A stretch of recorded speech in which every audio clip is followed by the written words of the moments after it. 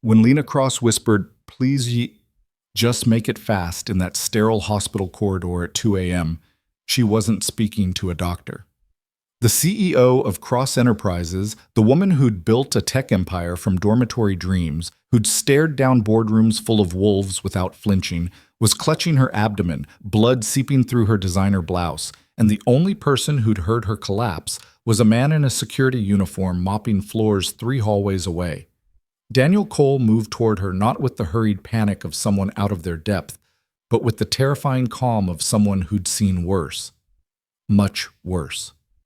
As fluorescent lights buzzed overhead and her vision tunneled, Lena saw him roll up his sleeves. And there, stark against his skin, were tattoos she recognized from news footage of war zones, the caduceus and crossed rifles of a combat medic.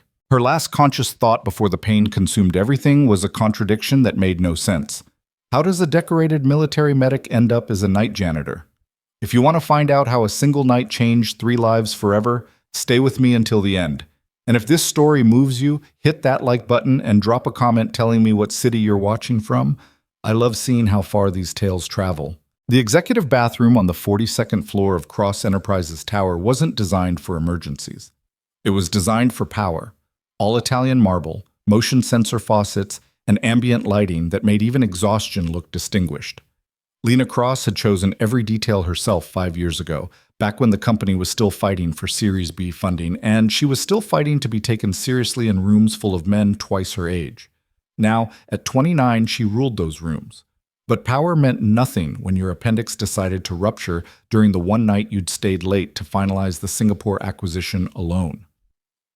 The pain had started as a dull ache around 7 p.m., annoying but manageable, the kind of discomfort Lena had trained herself to compartmentalize alongside disappointment, exhaustion, and the persistent loneliness that came with being the youngest female CEO in the tech sector. She'd pushed through conference calls with Hong Kong and London, her hand occasionally drifting to her right side, pressing gently as if she could will the discomfort away through sheer determination. By 9 p.m., the ache had sharpened into something that made her breath catch. By 11, she was sweating through her silk blouse, her vision swimming as she tried to focus on acquisition documents that suddenly looked like they were written in a language she'd never learned. At 1:47 a.m., when the pain became a white-hot spike that dropped her to her knees in that beautiful bathroom, Lena finally admitted what her body had been screaming for hours. Something was catastrophically wrong. She'd managed to drag herself into the hallway, leaving a smear of blood on the marble she'd always kept immaculate. The executive floor was empty. Of course it was empty, because Lena Cross worked longer and harder than anyone, because that was what it took to stay on top, because letting anyone see weakness was a luxury she'd never been able to afford. The elevator was 30 feet away.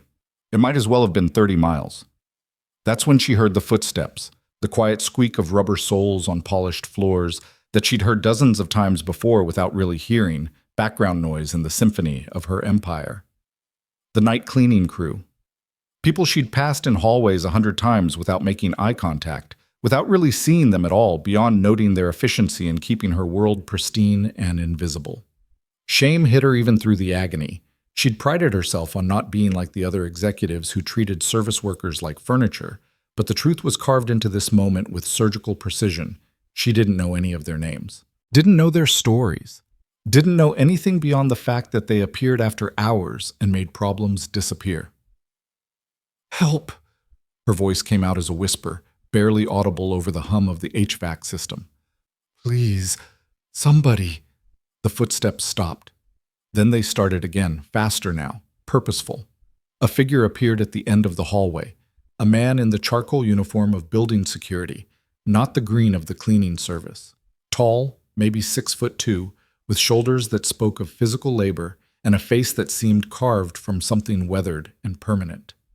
His dark hair was touched with gray at the temples, and as he moved toward her with frightening speed, Lena noticed his eyes, pale gray, the color of winter sky, scanning her with an intensity that was almost clinical. "Ma'am, I'm going to need you to stay with me." His voice was low, steady, utterly devoid of panic. "Can you tell me where the pain is?" "My side." Lena's breath came in shallow gasps. The pain was transcendent now, erasing everything else. Right side. I think, I think something's really wrong. He was beside her in 3 strides, dropping into a crouch with practiced ease. Up close, she could see he was probably in his late 30s, with the kind of face that suggested he'd spent considerable time squinting into harsh light, desert sun maybe, or the glare off snow in high altitudes. There was a small scar above his left eyebrow, another along his jawline. His hands, as they reached toward her, were large and scarred across the knuckles. I'm going to touch your abdomen, okay? I need to assess what we're dealing with. He didn't wait for permission, his fingers already moving to the source of her pain with a gentleness that contradicted the obvious strength in those hands. This is going to hurt. I'm sorry. The pressure of his examination sent lightning through her nervous system. Lena heard herself cry out, a sound she barely recognized as her own voice. McBurney's point is rigid, rebound tenderness, elevated heart rate. He was talking to himself now, his voice taking on a different quality. Clipped, efficient, the cadence of someone running through a mental checklist built from repetition. Ma'am, I think your appendix has ruptured. You're going into septic shock. We need to get you to a hospital now. Through the haze of pain, Lena processed his words with the part of her brain that had gotten her through Harvard Business School while working 3 jobs. This wasn't the fumbling assessment of a security guard who'd taken a weekend first aid course. This was expertise, delivered with the confidence of someone who'd made these determinations before under circumstances that probably made a corporate hallway seem comfortable. Who are you? The question came out weaker than she intended. Right now, I'm the person keeping you alive. He was already moving, shrugging out of his security jacket with swift economy. Underneath, he wore a simple gray t-shirt that revealed arms corded with muscle and marked with ink. Lena's fading vision caught fragments, symbols, words, images she couldn't quite process. I'm going to apply pressure to your abdomen to try to contain the internal bleeding. It's going to be extremely painful. Then I'm calling 911. No. The word escaped before Lena could think it through. No ambulance, can't. The press. If this gets out. He paused, those gray eyes locking onto hers with an intensity that cut through even the pain. Ma'am, with all due respect, you're dying. I don't particularly care about your press concerns. You don't understand. Lena tried to push herself up, but her arms were shaking too badly. The acquisition. If the board thinks I'm weak, if the Singapore team sees I'm the youngest CEO in the sector, they're waiting for me to fail. One sign of weakness, and you'll be the youngest CEO with a headstone. His voice didn't rise, but something in it stopped her protest cold. I've watched people die from ruptured appendixes. It's not quick, and it's not pretty. Your choice is simple. Risk your reputation or guarantee your death. Choose fast. The bluntness should have angered her. Instead, it clarified everything with brutal honesty. Lena had built her empire on calculated risks, on seeing situations clearly and acting decisively. The pain was making her stupid, making her prioritize image over survival. Call them, she whispered. But can we go somewhere private? Not here in the hallway where cameras. There's a private medical suite on the executive level. He was already lifting her with surprising gentleness, one arm under her knees, the other supporting her back. I've seen it during security walkthroughs. It's meant for board members who need discretion. That work for you? Lena tried to nod, but the movement sent fresh waves of agony radiating through her core. She'd never been carried as an adult, had built her entire identity around being the one who carried others, who bore the weight of decisions and responsibilities that would crush weaker people. Being held like this, helpless, dependent, completely at someone else's mercy, was almost as disorienting as the pain. He moved through the hallways with purpose, navigating the executive level like he'd memorized the layout, which, Lena supposed, he probably had. Security would need to know every inch of the building. She'd approved the hiring protocols herself, though she'd never bothered to meet the night shift crew. They were just names on a spreadsheet, budget lines under facility management. The medical suite was 3 hallways over, tucked behind an unmarked door that most employees didn't know existed. It was part of the executive package, complete with an examination table, basic medical supplies, and enough privacy that board members could handle minor health issues without the indignity of public hospitals. Lena had authorized its installation, but never imagined using it herself. She didn't get sick. She didn't get weak. She didn't need help. Until tonight. He laid her on the examination table with practiced care, then moved immediately to the supply cabinets. The medical kit here is basic, but it'll do until the ambulance arrives. I need you to stay conscious. Can you do that for me? I don't even know your name. Lena's voice sounded distant to her own ears, like she was hearing herself through water. Daniel Cole. He was back at her side with gauze, antiseptic, and what looked like a blood pressure cuff. I'm going to take your vitals, then I'm calling 911. After that, I'm going to do everything I can to keep you stable until they arrive. You understanding me? Former military. It wasn't a question. Lena had spent enough time in board meetings with defense contractors to recognize the bearing, the efficiency of movement, the way he approached crisis with systematic calm. Combat medic? Something flickered across his face. Not quite pain, but an echo of it, like the memory of an old injury that still ached in cold weather. A long time ago. Right now focus on staying with me. What's your name? You don't know who I am? Even in extremis, the question carried surprise. Everyone knew who she was. Her face had been on the cover of Forbes, Fortune, Time. She was the darling of Silicon Valley, the bootstrapped success story that proved the American dream was alive for those willing to sacrifice everything for it. I know you're the CEO. I know you sign my paychecks indirectly, and I know you're about 30 minutes from systemic organ failure if we don't get you help. His hands were moving as he spoke, wrapping the blood pressure cuff around her arm with impersonal efficiency. Name? Lena. Lena Cross. Okay, Lena, I need you to listen very carefully. The blood pressure cuff tightened, released. His face showed no reaction to whatever numbers he was reading, but Lena saw his jaw tighten fractionally. Your blood pressure is low and dropping. Your heart rate is elevated. Those are signs of shock. I'm going to start an IV to get fluids into you, then I'm calling for emergency transport. The paramedics will be here in approximately 12 minutes given our location. My job is to make sure you survive those 12 minutes. Your job is to stay conscious and keep talking to me. Deal? Deal. The word came out slurred. Everything was taking on a dreamlike quality, edges softening, sounds becoming muffled. Daniel? I'm right here. He was inserting an IV with the kind of casual competence that suggested he'd done it hundreds of times in worse conditions. Lena felt the stick of the needle, then the cool rush of saline entering her vein. Stay with me, Lena. Tell me about this acquisition you're so worried about. She understood what he was doing, keeping her talking, keeping her present, keeping her brain engaged so she didn't slip away into the peaceful darkness that was trying very hard to pull her under. It was a kindness delivered with tactical precision. Singapore. The words felt thick in her mouth. Tech manufacturing. If we land it, Cross Enterprises becomes the largest independent hardware supplier in the Asian market. But the board, they don't think I can close it.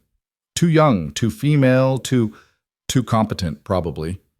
Daniel was on his phone now, his free hand never leaving her wrist, monitoring her pulse. This is Daniel Cole, security officer at Cross Enterprises Tower, executive level. I have a 29-year-old female with suspected ruptured appendix, signs of septic shock and internal bleeding. Blood pressure is 80/50 and dropping.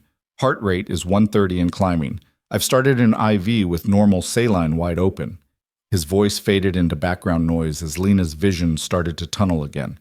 The pain had evolved beyond sensation into something almost transcendent, a white noise that was erasing her ability to process anything else. She was floating now, untethered, and the part of her brain that was still working understood with crystalline clarity that she was dying. Lena! Daniel's voice cut through the fog like a blade. Eyes on me! Right now! She forced her gaze to focus on his face. Up close, she could see the fine lines around his eyes, the silver threading through his dark hair, the tiny scar tissue on his knuckles that spoke of old injuries. His eyes were locked on hers with an intensity that felt like a physical tether, pulling her back from the edge. That's good. That's really good. Keep looking at me. His hand found hers, squeezed with careful pressure. The ambulance is 6 minutes out. I need you to hold on for 6 more minutes. Can you do that? Tired.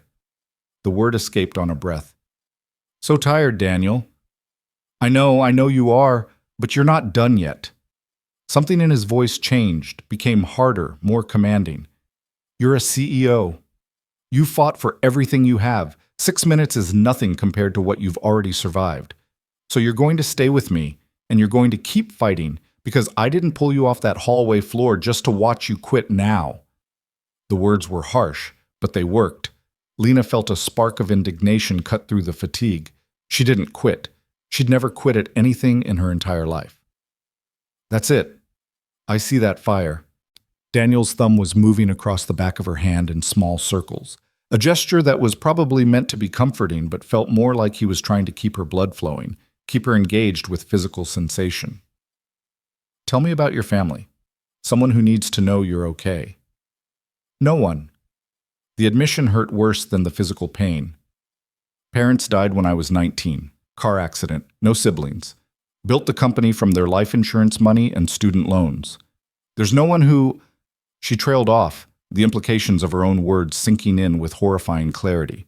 If she died tonight, who would even notice beyond the board members worried about stock prices?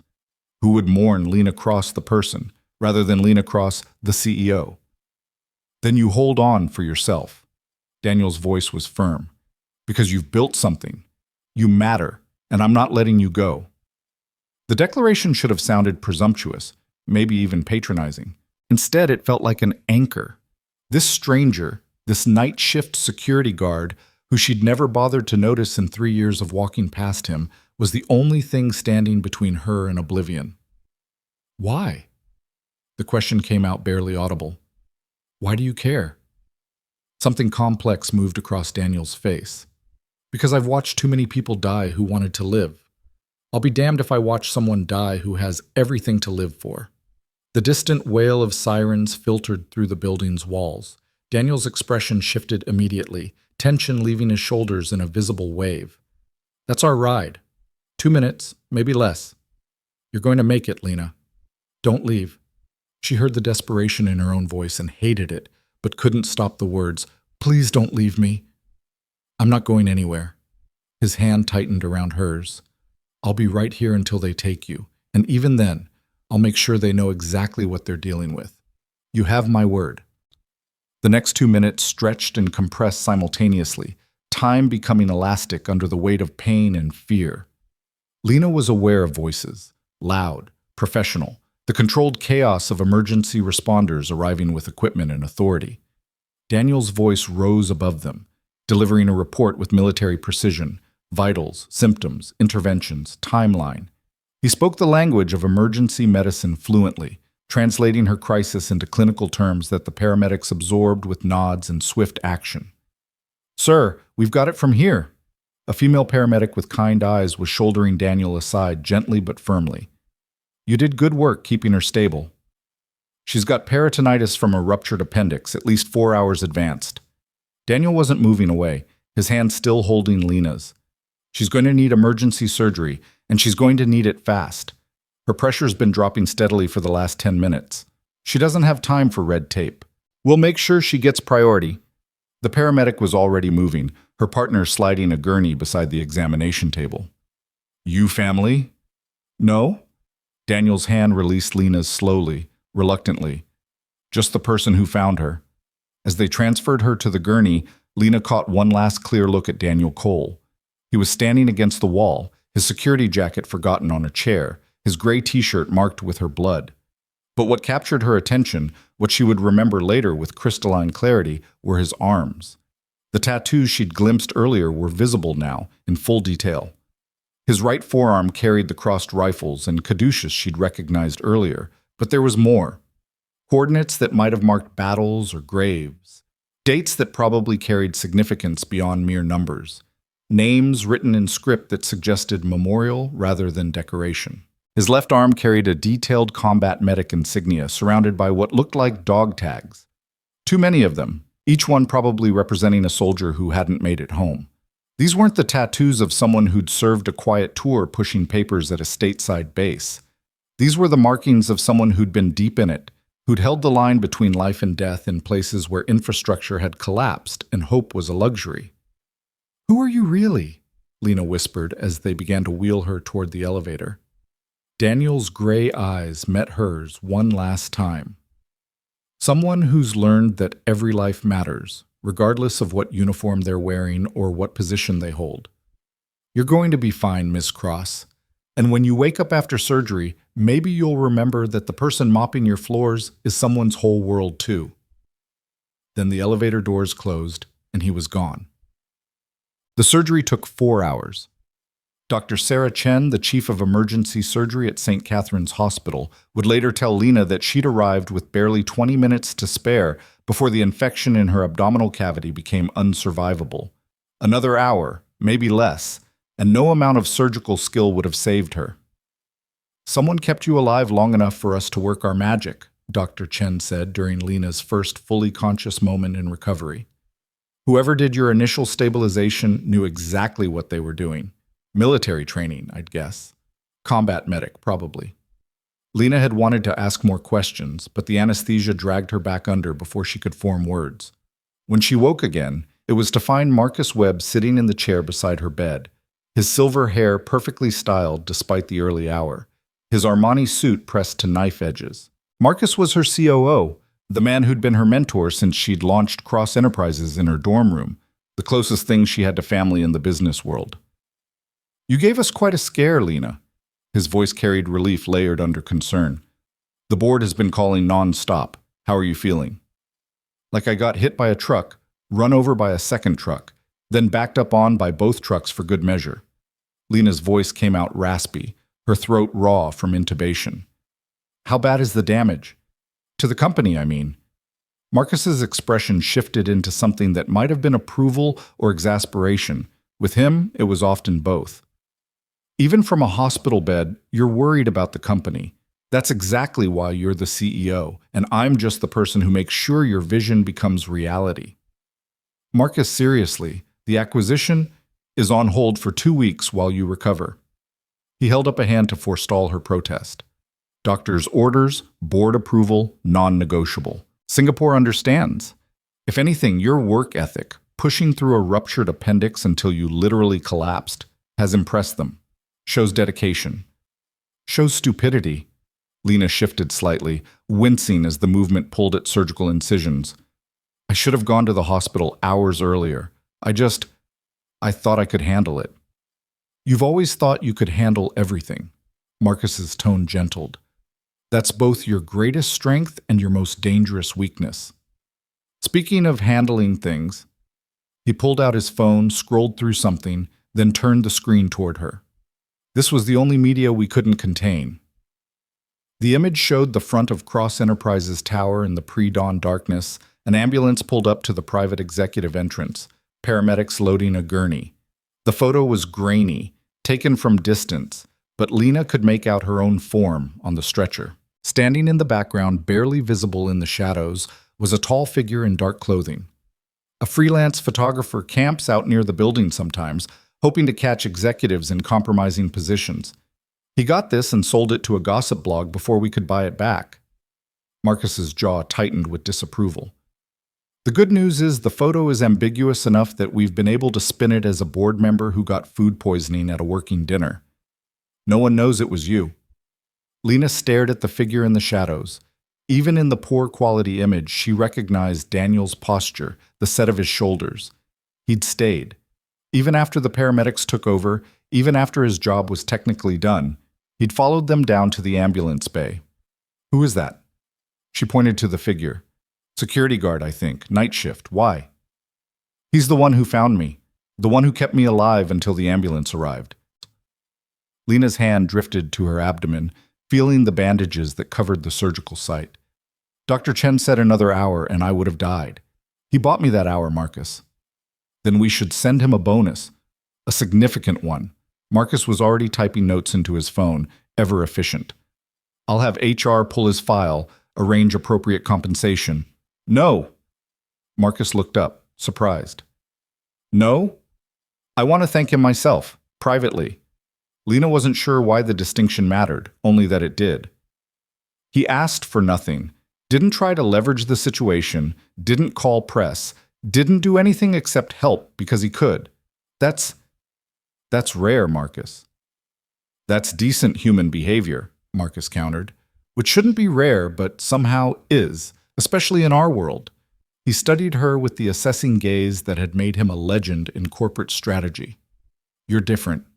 Something about this has shaken you. I collapsed in my own building, and the only person who noticed was someone I've walked past 100 times without seeing. Lena's voice came out harder than she intended. Someone whose name I didn't know, whose story I never bothered to learn. What does that say about me?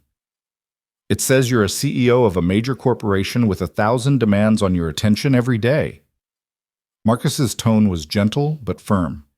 You can't know everyone, Lena. That's not a moral failing, it's basic mathematics. Maybe. Lena closed her eyes, exhaustion pulling at her. But I knew I needed help, and the only person who answered was someone I'd rendered invisible. That has to mean something. Marcus was quiet for a long moment. When he spoke again, his voice carried an unusual note of vulnerability. When I had my heart attack 3 years ago, I was in my office alone at 2 a.m., working on the Henderson merger. You know who found me? The cleaning woman whose name I'd never learned. She called 911, stayed with me, held my hand while I was terrified I'd die before my kids graduated college. I never told you because I was embarrassed. But yes, Lena, it means something. Lena opened her eyes to find her mentor looking older than she'd ever seen him, the polished veneer cracking just enough to show the human underneath. Her name was Rosa, Marcus continued. She worked for the building cleaning service for 12 years. I gave her a thank you card and a gift certificate to a restaurant she probably couldn't actually afford to eat at, even with the certificate. It's one of my deepest regrets that I never really understood what she gave me that night. What happened to her? She retired 2 years ago, moved back to Guatemala to be near her grandchildren. Marcus smiled sadly. I sent her a generous check with her retirement. It was the least I could do, and far less than she deserved. Lena processed this in silence, adding it to her growing understanding that her near-death experience was revealing truths about her life she'd been too busy succeeding to notice. Find out everything about Daniel Cole, she said finally, not for compensation, for understanding. I need to know who he is, why he's working night security when he clearly has the skills for more, and what I can do to properly acknowledge what he did. I'll have a full background report by tomorrow. Marcus stood, smoothing his suit. Rest now. The company will survive 2 weeks without you micromanaging every decision. Your job is to heal. After he left, Lena lay in the hospital bed staring at the ceiling, replaying the events of that night in fragments. Daniel's calm voice, his steady hands, the way he'd refused to let her slip away, commanding her to stay present, with an authority that brooked no argument. The tattoos. She kept coming back to the tattoos. Each mark had been a choice, a permanent record of something that mattered enough to carry forever. The coordinates might have been where friends died. The dates might have marked the worst days of his life. And yet he wore them openly, unashamed, a walking memorial to battles that most people would want to forget. Who chooses to carry their trauma that visibly? Someone who's learned that forgetting is worse than remembering, Lena thought. Someone who's decided that the weight of memory is the price of honor. She'd built her empire by being forward-looking, by refusing to be dragged down by setbacks or losses. When her parents died, she'd channeled grief into ambition. When early investors rejected her, she'd used their dismissal as fuel. When the tech press called her company a long shot, she'd worked twice as hard to prove them wrong.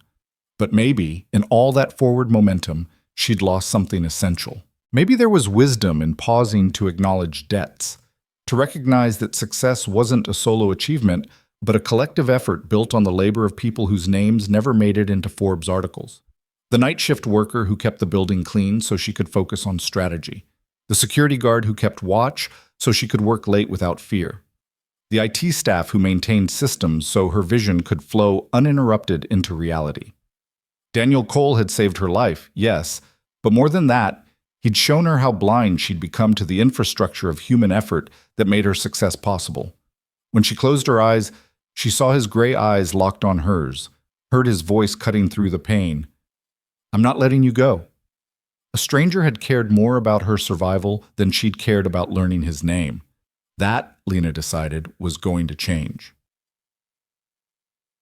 The background report Marcus delivered 2 days later was simultaneously illuminating and frustrating in what it revealed and what it concealed. Daniel Cole, 38 years old, had served 12 years in the Army as a combat medic, including 4 deployments to Afghanistan and 2 to Iraq. His service record was exemplary. Multiple commendations for valor, 2 Purple Hearts, a Silver Star. The details of his decorations were sparse, hidden behind classification markers and redacted paragraphs. But what came through clearly was a portrait of someone who'd run toward danger repeatedly, while others ran away. He'd left the service 6 years ago with an honorable discharge and a recommendation letter from his commanding officer that described him as one of the finest medics and human beings I've had the privilege of serving alongside. After his discharge, Daniel had worked briefly as an emergency room nurse, then as a paramedic. Both positions had ended not due to performance issues, but due to what HR files delicately termed excessive risk-taking in pursuit of patient welfare. Reading between the lines, Lena surmised that Daniel had prioritized saving lives over following protocols, a trait that served well in combat, but less so in liability-conscious civilian medicine. For the past 4 years, he'd worked night security at Cross Enterprises Tower, a massive step down in both prestige and pay from his previous roles. His employment file was thin, perfect attendance, no complaints, annual reviews that praised his professionalism and discretion. He was, by all accounts, invisible in the way that good security should be. The most important detail, however, came in a single line that Marcus had highlighted. Emergency contact, Emma Cole, daughter, age 12. Daniel was a single father.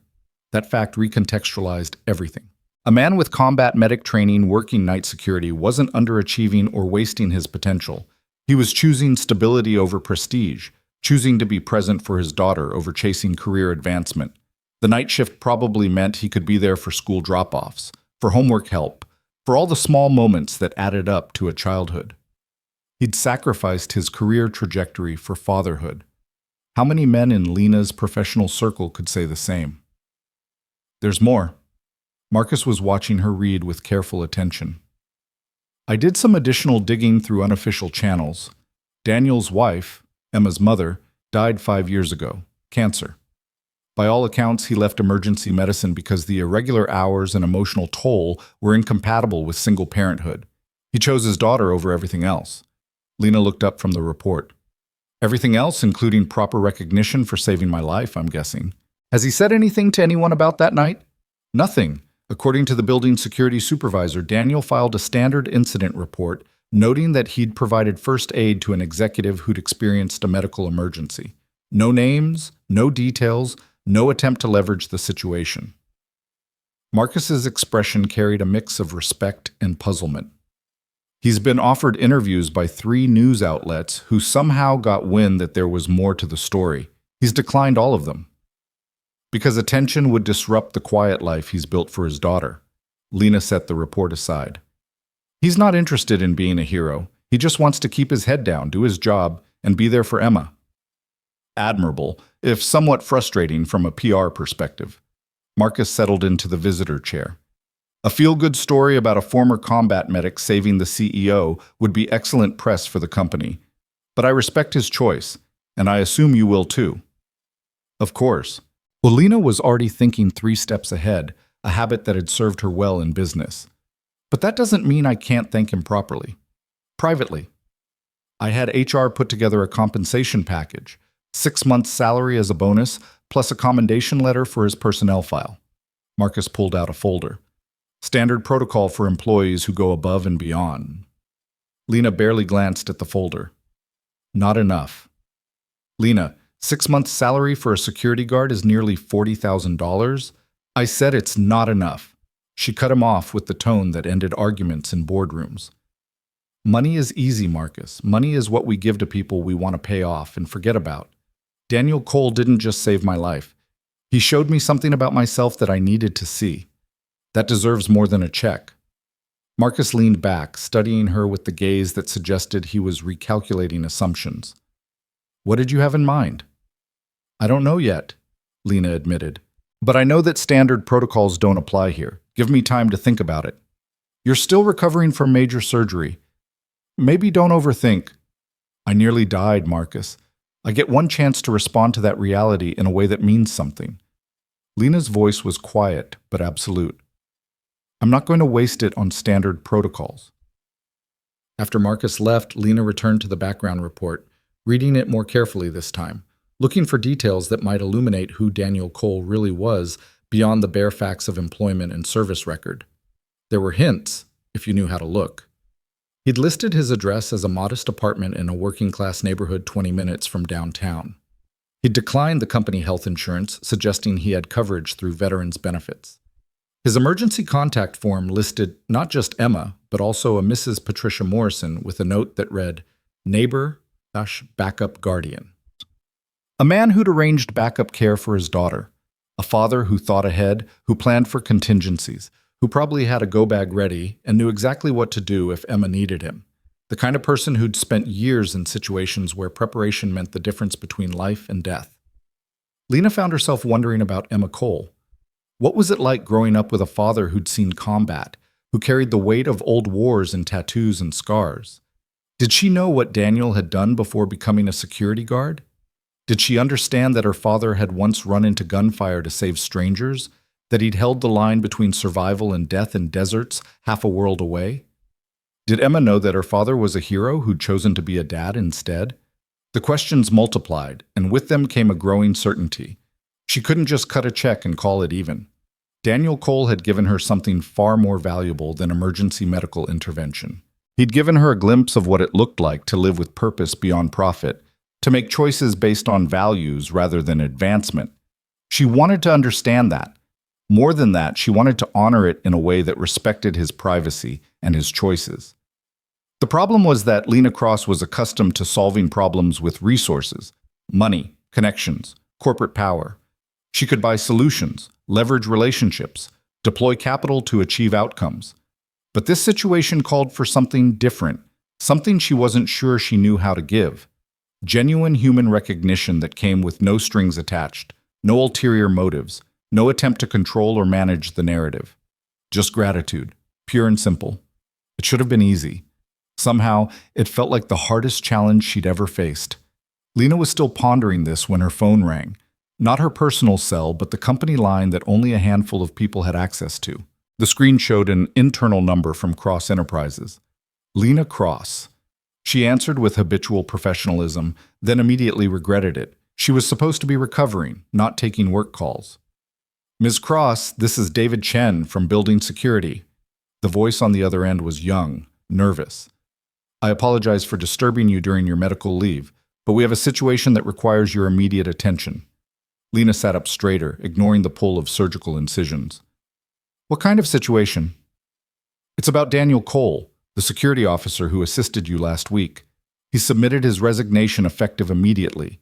When asked for a reason, he stated only that it was a personal decision and thanked us for the opportunity to serve. The young man paused. Given the circumstances, I thought you'd want to know before we processed his departure. The news hit Lena like a physical blow. When did he submit this? About an hour ago, end of his shift. He turned in his uniform, his badge, and walked out before anyone could ask questions. Daniel was running. The realization came with absolute clarity. Somehow, the attention around that night had penetrated his carefully maintained privacy. Maybe a colleague had connected dots. Maybe someone had leaked information despite NDAs. Maybe the news outlets had been more persistent than he'd anticipated. Whatever the cause, Daniel Cole was doing what he'd probably done his entire adult life when situations became untenable. He was executing a tactical withdrawal. Hold the resignation paperwork, Lena ordered. Don't process anything until I've had a chance to speak with him directly. Ms. Cross, with respect, you're on medical leave. I'm aware. Put a 48-hour hold on processing his resignation, citing administrative review. That's not a request, David. Yes, ma'am. Consider it done. Lena ended the call and immediately dialed Marcus. He answered on the first ring, probably expecting bad news given that she was supposed to be resting. What's wrong? Daniel Cole just quit. I need his home address, and I need a car to take me there. Lena was already swinging her legs over the side of the hospital bed, testing her ability to stand. The movement sent sharp pains through her abdomen, but nothing she couldn't manage. Absolutely not. You're 3 days post-op. Marcus, he's running because he thinks the attention will disrupt his life and his daughter's life. If I don't talk to him now, before he disappears completely, I lose the chance to make this right. Lena's voice carried the absolute certainty that had driven every major decision of her career. I'm going with or without your help. Your choice is whether I go safely with a driver and your support, or whether I try to Uber there against medical advice. Marcus's sigh carried the weight of 6 years watching Lena bull through obstacles that would stop most people.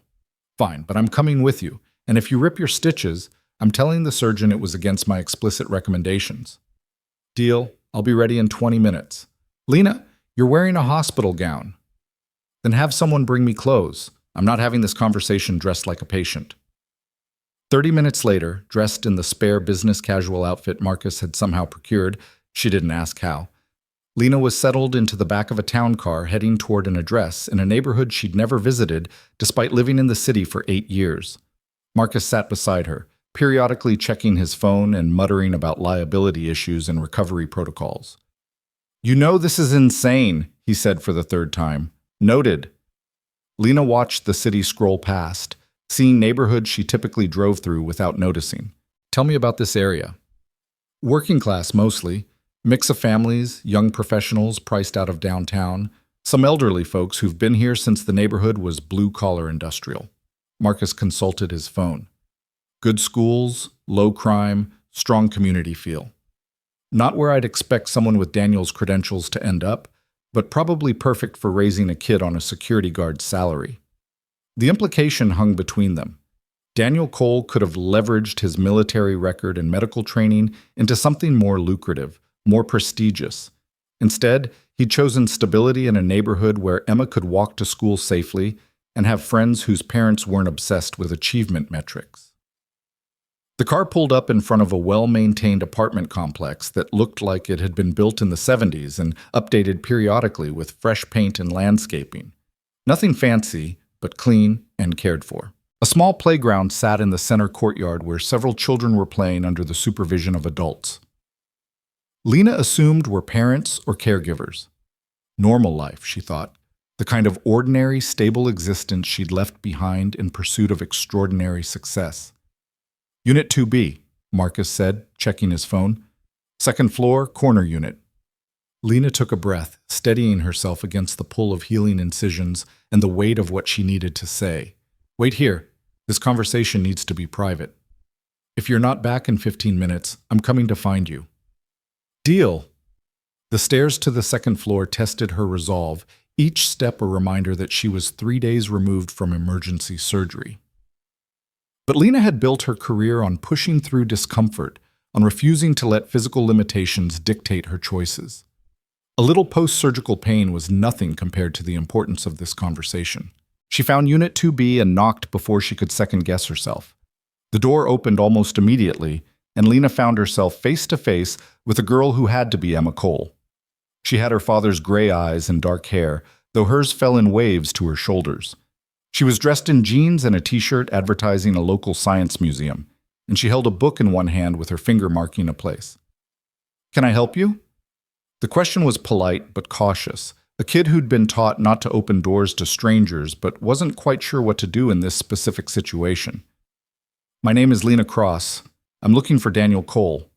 Is he home? Recognition flashed across Emma's face, followed immediately by something that looked like concern. You're the lady from the building, the one who got sick. Yes. Is your dad here? Emma, who's at the door? Daniel's voice came from inside the apartment, and then he was there, appearing behind his daughter with the same swift purposefulness he'd shown in every interaction Lena had witnessed. He was dressed in civilian clothes, jeans and a plain gray Henley, and for the first time she saw him in a context that wasn't defined by emergency or employment. His expression when he saw Lena cycled through surprise, concern, and resignation in rapid succession. Ms. Cross, you should be in the hospital. I was discharged yesterday against Dr. Chen's strenuous objections. Lena gestured at herself, noting his assessing gaze, cataloging her condition with practiced speed. I'm healing well, thanks to someone buying me enough time to reach surgery. May I come in? I promise this won't take long. Daniel hesitated, his hand on Emma's shoulder in a gesture that was both protective and grounding. Then he nodded, stepping back. Emma, can you give us a few minutes? You can read in your room. But I wanted to finish this chapter in the living room. Emma. The single word carried gentle authority. Please. The girl looked between them with an expression suggesting she understood this was adult business that concerned her but from which she was being deliberately excluded. She disappeared down a hallway with her book, closing a door with just enough force to register protest without quite qualifying as a slam. Daniel gestured Lena toward a small living room furnished simply but comfortably. A couch that looked like it had weathered years of use but was clean and maintained. A bookshelf crowded with a mix of medical texts, military history, and what appeared to be Emma's young adult fiction collection. A coffee table covered with homework papers and pencils. It was the home of someone who had their priorities straight. You shouldn't be here. Daniel remained standing, his posture carrying echoes of military bearing even in casual clothes. You're barely 3 days post-op. If you rip your stitches, then I'll deal with the consequences, just like I dealt with the consequences of ignoring my appendix until it ruptured. Lena settled carefully onto the couch. I'm here because you quit, and I think I know why. Daniel's expression closed down, becoming unreadable. It was time to move on. It was time to run before anyone could make you uncomfortable by acknowledging what you did. Lena kept her voice gentle but firm. Someone leaked information to the press. Suddenly there are reporters asking questions, and you decided the safest thing for Emma was to disappear back into anonymity. My daughter's privacy is not negotiable. The words came out hard, absolute. I don't care what I did or didn't do. Emma doesn't need to be part of some feel-good story about her dad playing hero. She needs stability, routine, and a life that doesn't include cameras and questions. I agree completely. Lena's response seemed to catch him off guard. Which is why I'm here, in person, having this conversation privately instead of sending HR or releasing a press statement. You saved my life, Daniel. I owe you more than a disrupted life as payment. You don't owe me anything. Daniel moved to the window, looking out at the courtyard where Emma's peers were playing. I did what anyone with my training would do. It wasn't personal. It wasn't heroic. It was just necessary. The fact that you're recovering well is all the payment I need. Except it was personal. Lena rose carefully, moving to stand near him, though not close enough to invade his space. You held my hand. You kept me talking. You told me I mattered, even though you'd never met me before that night. That's personal, Daniel. That's human connection in the middle of crisis. His jaw tightened. Ms. Cross, Lena, if we're going to have this conversation, you should use my name. Lena. He turned to face her, and she saw the same intensity in his gray eyes that had kept her anchored that night. I've spent 6 years building a life for Emma, where the only thing that matters is that she's safe, happy, and able to be a kid. No cameras, no attention, no complications. What you're offering, gratitude, recognition, whatever, it comes with complications. People will want to know my story. They'll want to know about Emma's mom, about my service, about why I'm working security instead of emergency medicine. And once that door opens, I can't close it again. So you're choosing to close it by running.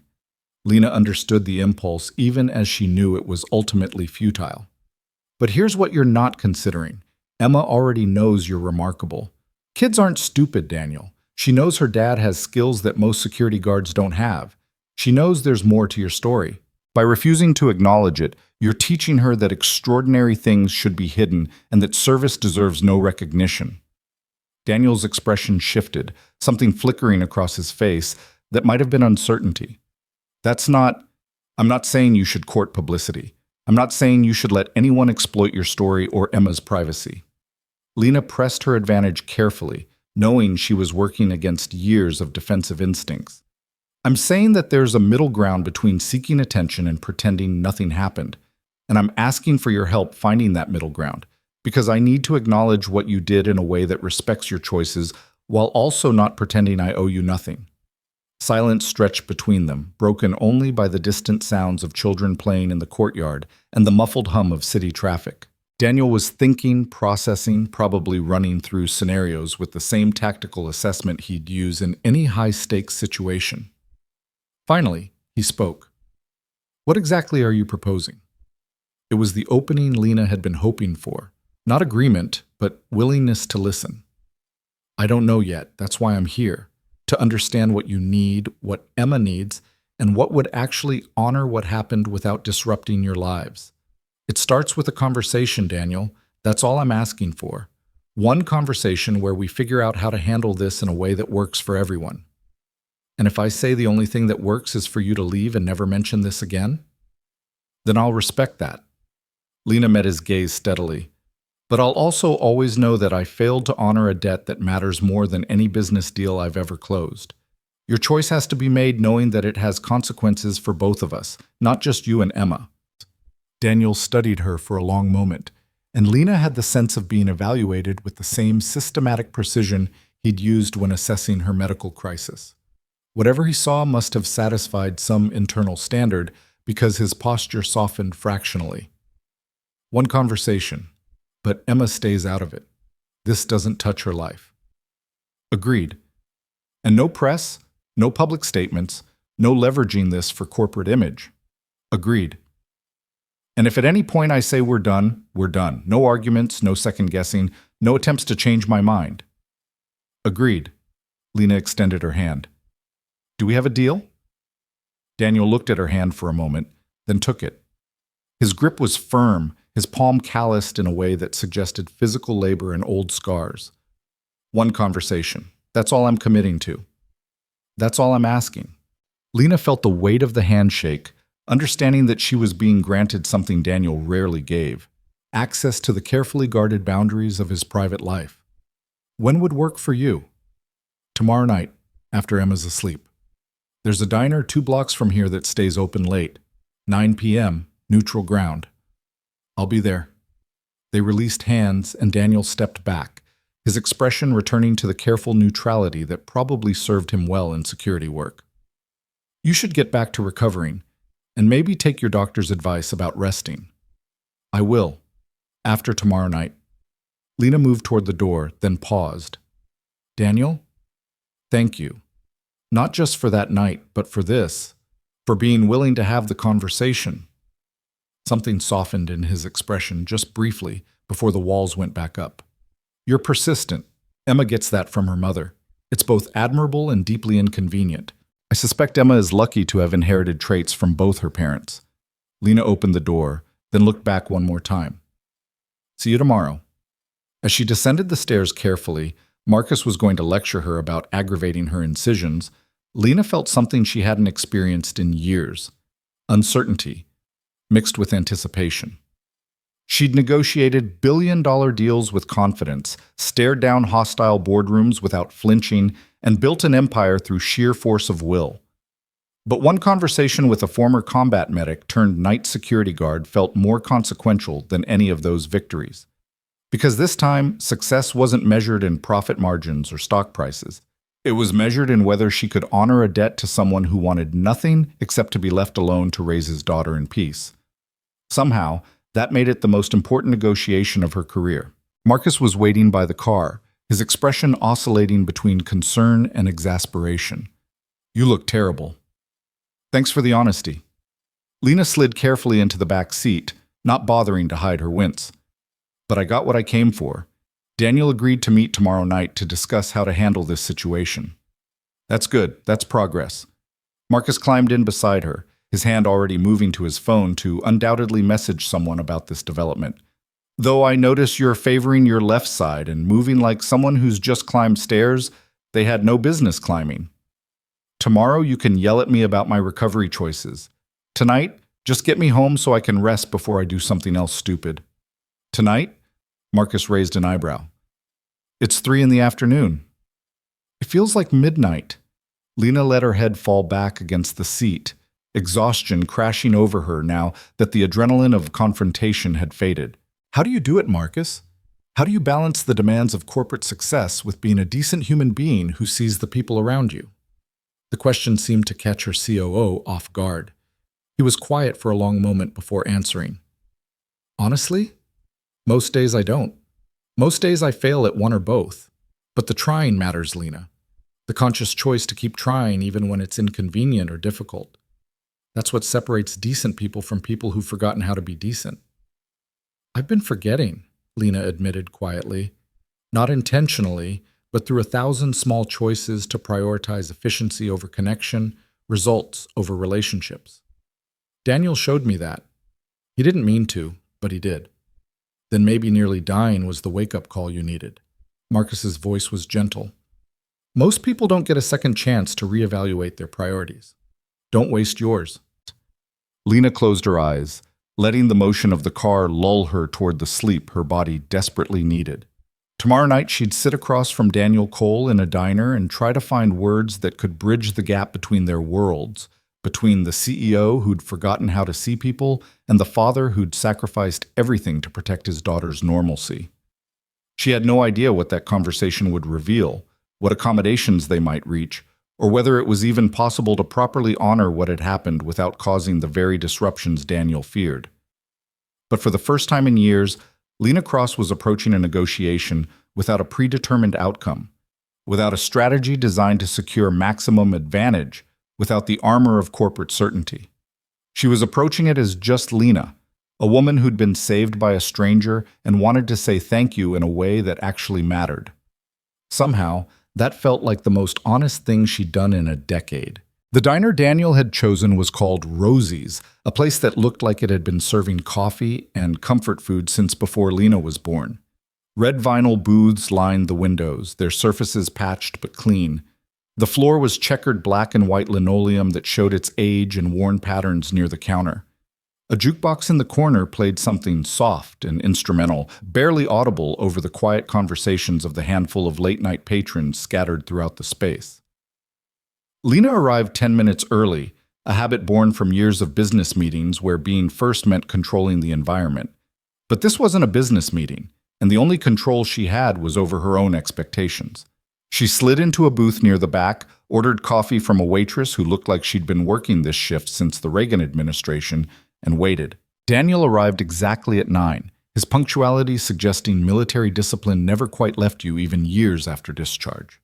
He spotted her immediately, nodded once, and crossed the diner with the economical movement of someone who never wasted energy on unnecessary motion. He slid into the booth across from her, and Lana noticed he'd positioned himself facing the door. Another habit from another life. "You came," he said, as if there'd been doubt. "I said I would." Lena wrapped her hands around the coffee mug, seeking its warmth. "Thank you for agreeing to this." The waitress appeared before Daniel could respond, setting down a cup of black coffee without being asked. "The usual, Danny?" "Thanks, Marie." Daniel's smile transformed his face for a moment, showing a warmth that Lena hadn't seen before. "How's your grandson doing?" "Basketball scholarship came through, full ride to state." Marie's pride was evident in every word. "Your advice about the application essay made all the difference." "He did the work. I just pointed him in the right direction." Daniel took a sip of his coffee. "Tell him congratulations from me." Marie beamed, then turned to Lena. "You eating, honey? Or just coffee?" "Just coffee for now, thank you." After Marie left, Lena studied Daniel across the table. In the diner's softer lighting, he looked less like a security guard and more like what he actually was. A man in his late 30s carrying the weight of experiences most people only saw in movies. The scars she'd noticed before were more visible now, the one above his eyebrow, another along his jawline, a thin line on his neck that disappeared beneath his collar. "You're a regular here," she observed. "Emma and I come in for breakfast most Saturdays. Marie's known her since she was 6. Daniel's hands were wrapped around his own mug, his fingers showing the calluses and old scars of someone who'd worked with their hands for years. "This place is part of our routine, part of the normal life I've built for her." The implication was clear. This was his territory, his world, and Lena was the outsider being granted temporary access. She needed to respect that boundary. "Tell me about Emma," Lena said. "Not because I want details for some story, but because I want to understand what you're protecting." Daniel's expression shifted, becoming simultaneously guarded and open, in the way parents got when discussing their children, wanting to share pride while fearing exposure. She's 12, loves science, particularly biology, wants to be a marine biologist when she grows up, which is ambitious considering we live 500 miles from the nearest ocean. His mouth quirked in something that wasn't quite a smile. She's smart, probably smarter than I was at her age. Gets that from her mother. Your wife. Lena kept her voice gentle. I read in your file that she passed 5 years ago. I'm sorry. Cancer. Stage 4 by the time they caught it. She lasted 9 months after diagnosis. Daniel's voice was flat, factual, the tone of someone who'd learned to deliver painful information without letting emotion bleed through. Emma was 7, old enough to understand what was happening, young enough that she still believed we could fix it somehow. That must have been impossible. It was clarifying. Daniel took another drink of coffee. You learn fast what matters when you're watching someone you love die while trying to help a 7-year-old understand why her mother is disappearing piece by piece. Everything else, career, ambition, what other people think, all of it becomes noise. The only thing that mattered was being present for both of them while I could. Lena felt something twist in her chest. She'd built her entire identity around career and ambition, had sacrificed relationships and personal connections on the altar of professional success. What Daniel was describing was a complete inversion of her value system, and the worst part was that his version seemed infinitely more human. Is that why you left emergency medicine? Part of it. Daniel's gaze was steady, unflinching. The other part was that I couldn't do the work anymore without taking risks that endangered my ability to be there for Emma. In combat, you take calculated risks because the mission requires it. In civilian emergency medicine, you're supposed to follow protocols even when your instincts tell you there's a better way. I couldn't reconcile those two things, and I couldn't afford to lose my license over insubordination. So you chose a job that would never challenge your skills, but would guarantee you could be present for Emma. I chose a job where my daughter would never worry about whether I was coming home. Daniel's voice carried an edge now, defensive. You might see that as wasting my potential. I see it as being the parent Emma needs. I wasn't criticizing. Lena leaned forward slightly. I was observing that you made a choice most people wouldn't have the courage to make. You walked away from prestige and recognition to mop floors and check ID badges, and you did it because you understood what actually mattered. That's not weakness, Daniel. That's strength most people never develop. He studied her for a long moment, his gray eyes assessing. Why are you really here, Lena? And don't tell me it's just about gratitude. You could have sent a check, arranged a quiet bonus, and moved on with your life. Instead, you're sitting in a diner at 9 p.m. when you should be recovering from surgery, talking to a man you barely know about his life philosophy. What are you actually looking for? The directness of the question deserved an equally direct answer. Lena set down her coffee mug and met his gaze without flinching. I'm looking for understanding. When I collapsed in that hallway, I was completely alone by choice. I'd built a life where success meant never needing anyone, where vulnerability was weakness and connection was a liability. And then I nearly died, and the only person who noticed was someone I'd walked past hundreds of times without seeing. That's not gratitude talking, Daniel. That's shame. You can't see everyone. Daniel's response was immediate, almost reflexive. That's not realistic given your position. Maybe not, but I can see the person who saved my life. I can acknowledge that my definition of success has been incomplete. Lena's voice carried conviction built from 3 days of reflection in a hospital bed. You showed me something about myself I'd been avoiding. Now, I'm trying to figure out what to do with that knowledge. Daniel was quiet for a moment, his fingers drumming a soft pattern on the table. When he spoke again, his voice carried less defensiveness and more curiosity. What do you think you learned? That I've been measuring my worth by the wrong metrics. The admission came easier than Lena expected. I've equated success with power, influence with importance, wealth with value. But when it came down to life and death, none of that mattered. What mattered was whether someone with the right skills and the right heart happened to be nearby. You were both, Daniel. And the fact that I didn't know your name before that night, didn't know your story, didn't see you as anything more than part of the building's infrastructure, that's on me. So this is about easing your conscience. It wasn't quite an accusation, but it carried weight. Partly, Lena admitted. But it's also about trying to become someone who doesn't need these kinds of wake-up calls to see clearly. I want to honor what you did, yes. But more than that, I want to understand how you made the choices you've made so I can make better choices going forward. Marie appeared with the coffee pot, topping off both their mugs without asking. She studied them for a moment with the perceptiveness of someone who'd spent decades reading people across diner tables. You two look like you're solving the world's problems. Need anything stronger than coffee? We're good, Marie. Thanks. Daniel's smile was genuine, absent of the guardedness he'd shown Lena. After she left, Lena asked the question that had been building since she'd read his background report. What happened over there? In Afghanistan and Iraq? What made you leave? Daniel's hands tightened around his mug. For a long moment, Lena thought he wouldn't answer, that she'd pushed too hard into territory that was clearly marked as private. Then he took a breath and began speaking in a voice that suggested he was reading from a script he'd memorized but rarely performed. I was a combat medic attached to infantry units. My job was to keep soldiers alive long enough to reach surgical facilities. Sometimes that meant treating wounds under fire. Sometimes it meant making impossible decisions about who could be saved and who couldn't. His eyes were focused somewhere past Lena, seeing something she couldn't. The tattoos you saw, the coordinates, the dates, the names, those are for the ones I couldn't save. Soldiers who died despite everything I did, or because I had to make a choice about who got help first. Lena stayed silent, understanding that interruption would break whatever thread was allowing him to share this.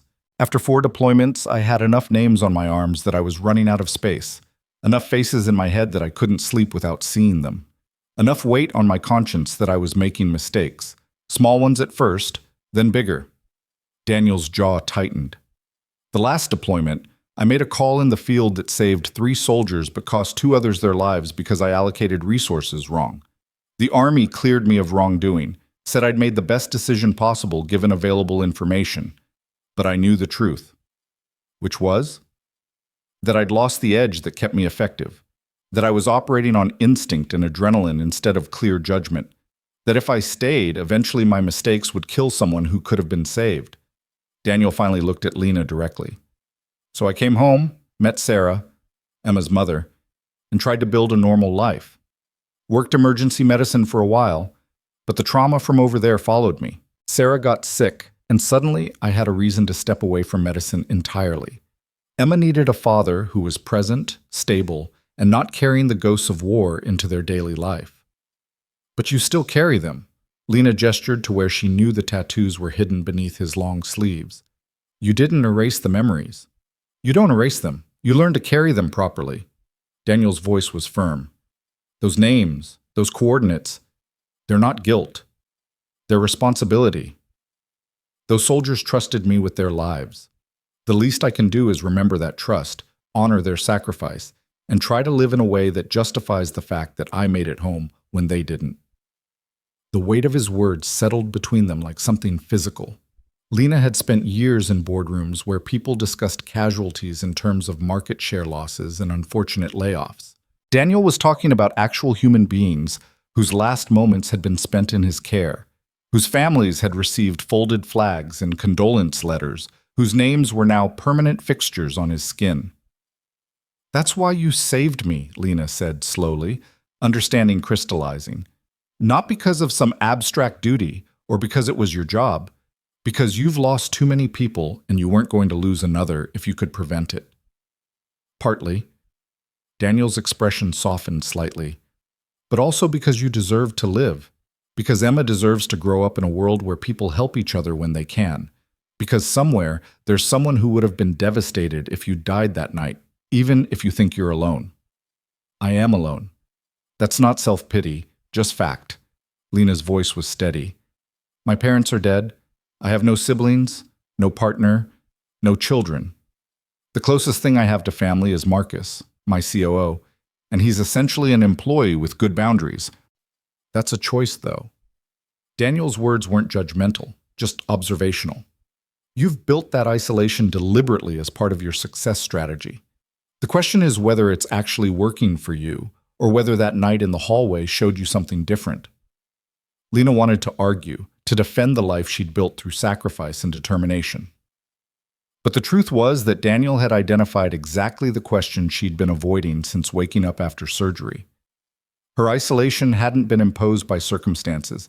It had been engineered through 1,000 decisions to prioritize work over relationships, achievement over connection, individual success over collective support. "It's not working," she admitted quietly. "Or rather, it's working exactly as designed, and the design is flawed. I've built an empire, but no life. Achieved success, but lost meaning. And I didn't realize how completely I'd hollowed myself out until I was dying alone in a hallway I built." "So change it." Daniel made it sound simple, which was both infuriating and clarifying. "You're the CEO. You control your schedule, your priorities, your life. If you don't like what you've built, build something different." "It's not that simple." "It's exactly that simple. Not easy, but simple." Daniel leaned forward slightly, his intensity focused like a laser. "Every day you make thousands of decisions about where your time and attention go. Start making different decisions. Start seeing the people around you. Start building connections instead of just building market share. You have the power to change your life, Lena. Most people don't. Use it." The challenge in his voice sparked something in Lena that felt like anger but might have been hope. "You make it sound like I can just flip a switch and become a different person." "No, I'm saying you can make different choices that, over time, build into a different life." Daniel's voice gentled. "I didn't become a good father overnight. I made mistakes, failed Emma in ways large and small, and had to learn how to prioritize her needs over my own comfort. But every day I made the choice to try again, to do better, to be more present. That's all anyone can do. Make the next choice slightly better than the last one." Lena absorbed this, feeling the truth of it settle into her bones. She'd spent her career thinking in terms of grand strategies and bold moves, but what Daniel was describing was something more fundamental, the accumulation of small, consistent choices that built into meaningful change. "Okay," she said finally, "let's say I want to start making those different choices. Let's say I want to honor what you did by becoming someone who sees people instead of just resources. Where do I start?" Daniel considered the question seriously, his gaze drifting to the window where Rosie's neon sign cast colored light into the night. "Start with the people closest to you, the ones who work in your building every day. Learn their names, ask about their lives, not as some corporate initiative or PR strategy, but as genuine human interest. You don't have to be everyone's friend, but you can acknowledge their existence and their value." "That seems too small to matter." "Small things accumulate." Daniel's smile was slight but genuine. "Emma once asked me why I always say good morning to the crossing guard at her school, why I remember the name of the barista at our coffee shop, why I take time to chat with Marie about her grandson. I told her that every person we encounter is living a life as complex as ours, with dreams and struggles and stories that matter just as much as our own, recognizing that costs nothing and gives everything." Lena thought about her own daily routine, arriving at the office early, head down, focused on the day's priorities, leaving late, usually after everyone else had gone home. The security guards, the cleaning crew, the late-night IT staff. They were all just background presence, acknowledged with absent nods, if at all. "I walk past probably 50 people every day without really seeing them," she said slowly. "That's not efficiency. That's blindness." "It's learned behavior," Daniel corrected, "which means it can be unlearned. But it requires intention, Lena. You can't just decide to be more aware and expect it to happen automatically. You have to practice it daily until it becomes natural." "Is that what you did? After coming back from deployment?" "It's what I had to do to stay sane." Daniel's voice carried the weight of hard-won wisdom. "Combat teaches you that life is fragile and people are precious." Coming home, I had to figure out how to live that truth in a world that had moved on without me. Being present for Emma, being part of a community, recognizing the humanity in everyone I encountered, that became my way of honoring the people I couldn't save by fully living the life they didn't get to have. The conversation was interrupted by Marie returning with 2 plates of pie, apple, warm, with the kind of crust that suggested decades of practice. She set them down without asking, adding forks with a knowing smile. "On the house, you both look like you need something sweet." After she left, Lena looked at the pie, then at Daniel. Does everyone in your life take care of you without being asked? It's what happens when you let people in. Daniel picked up his fork, cutting into the pie with obvious appreciation. Marie knows I like apple pie. She knows Emma prefers cherry. She knows we're usually here for breakfast, so seeing me at 9 p.m. means something's going on. That's not magic. It's what happens when you show up consistently and let people care. Lena took a bite of the pie, tasting cinnamon and butter and something that might have been nostalgia for a simpler life she'd never actually lived. I don't know how to let people care. I've spent so long being independent that accepting help feels like weakness. It felt that way for me too at first. Daniel's expression suggested he understood exactly what she meant. After Sarah died, everyone wanted to help. Bring meals, watch Emma, offer support. I refused almost all of it because I'd been trained that self-sufficiency was strength. It took my neighbor, Mrs. Morrison, the one I listed as Emma's emergency contact, to sit me down and explain that accepting help wasn't weakness.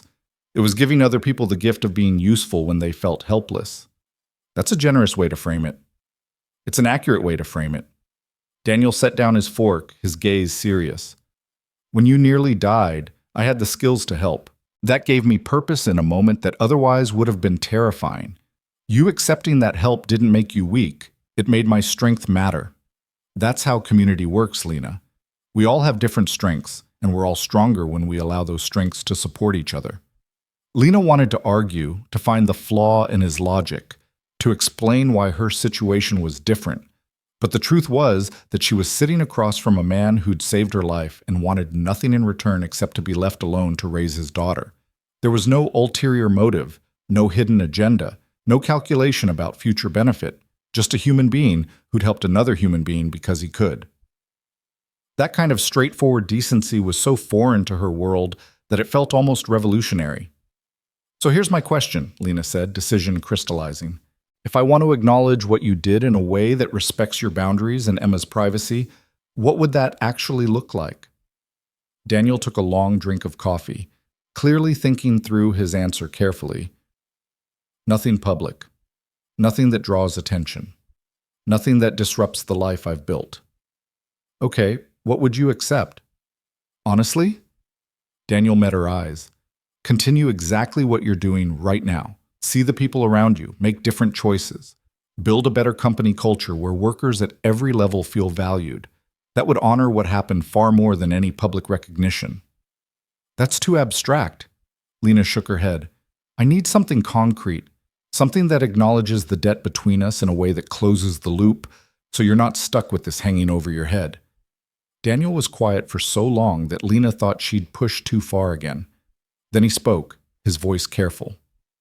Emma's college fund is underfunded.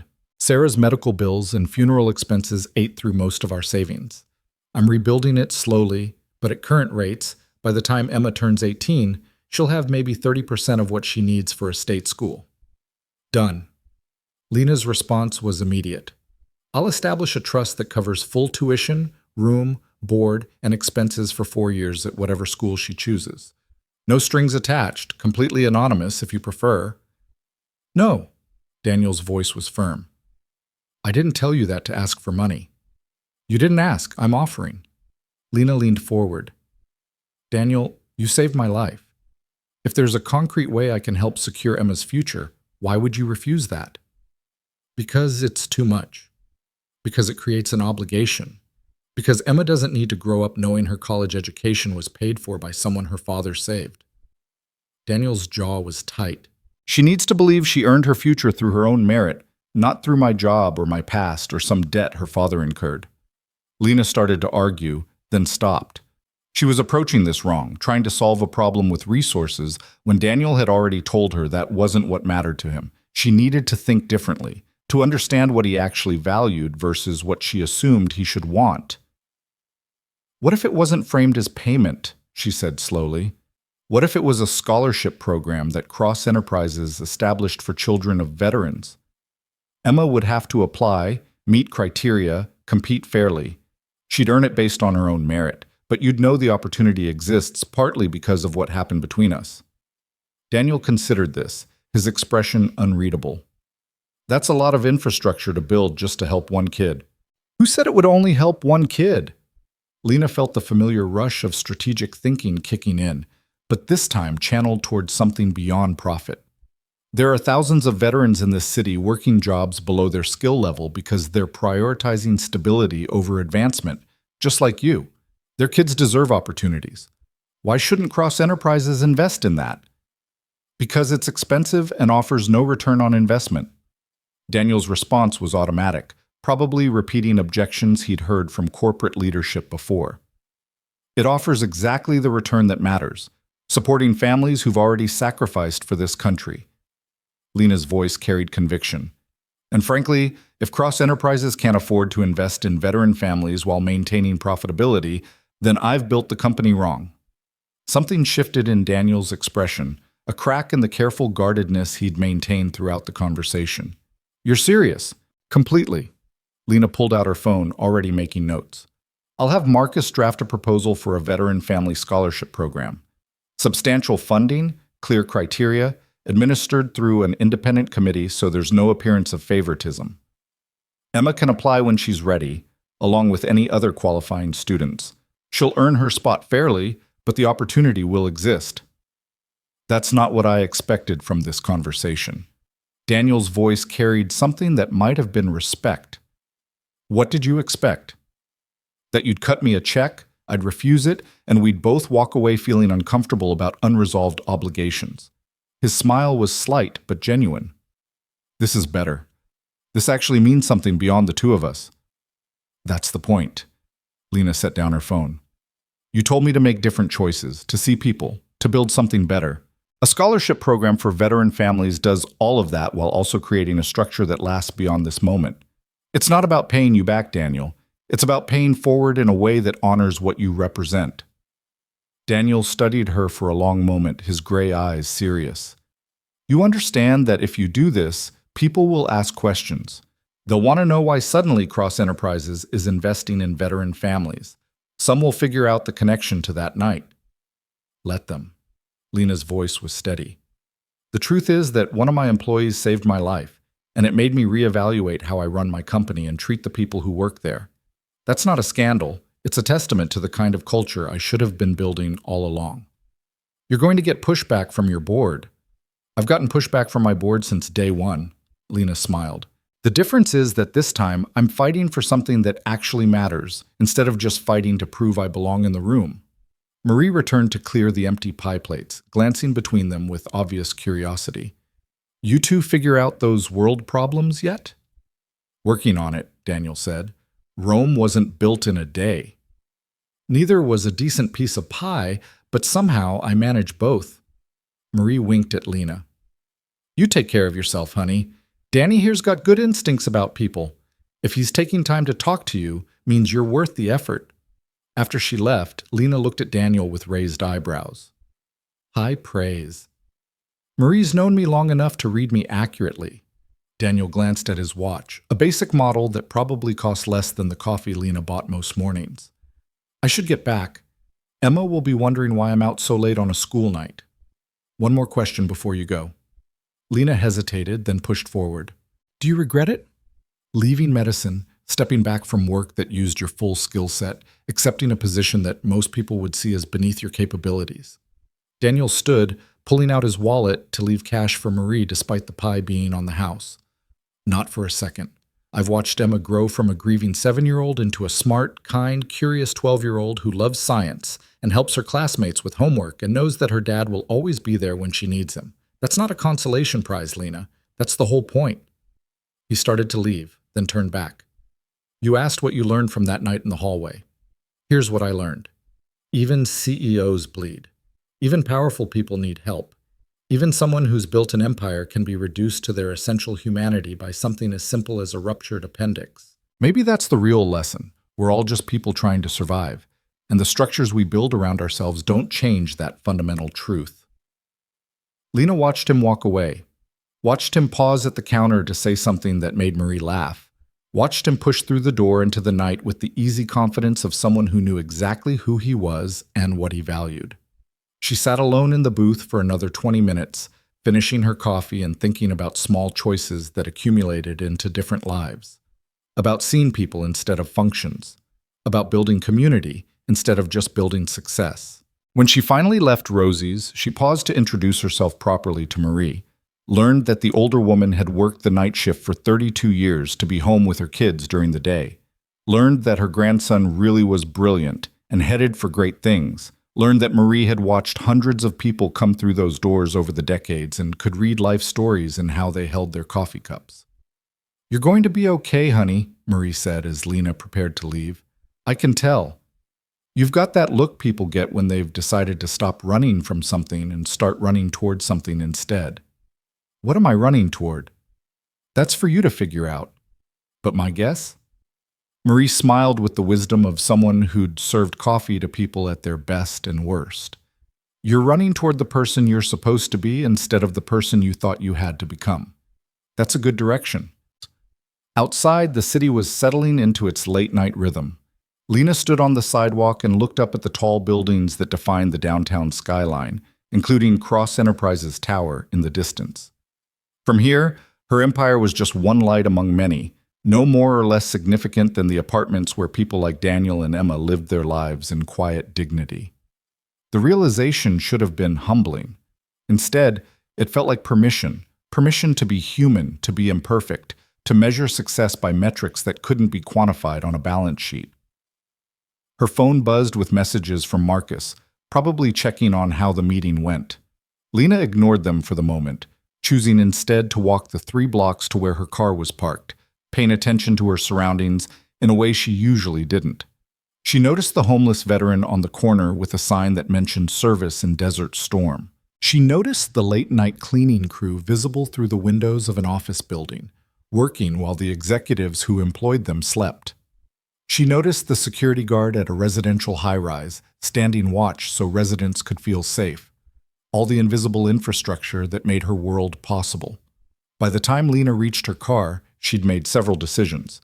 The Veteran Family Scholarship Program was happening, and it would be substantial enough to make a real difference.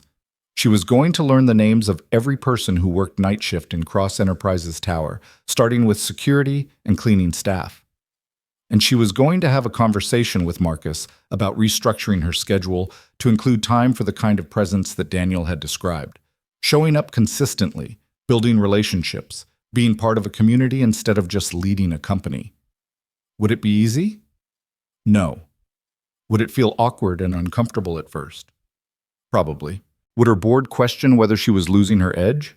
Almost certainly. But Daniel Cole had saved her life with skills he'd learned in the worst circumstances imaginable, then walked away asking for nothing except to be left alone to raise his daughter.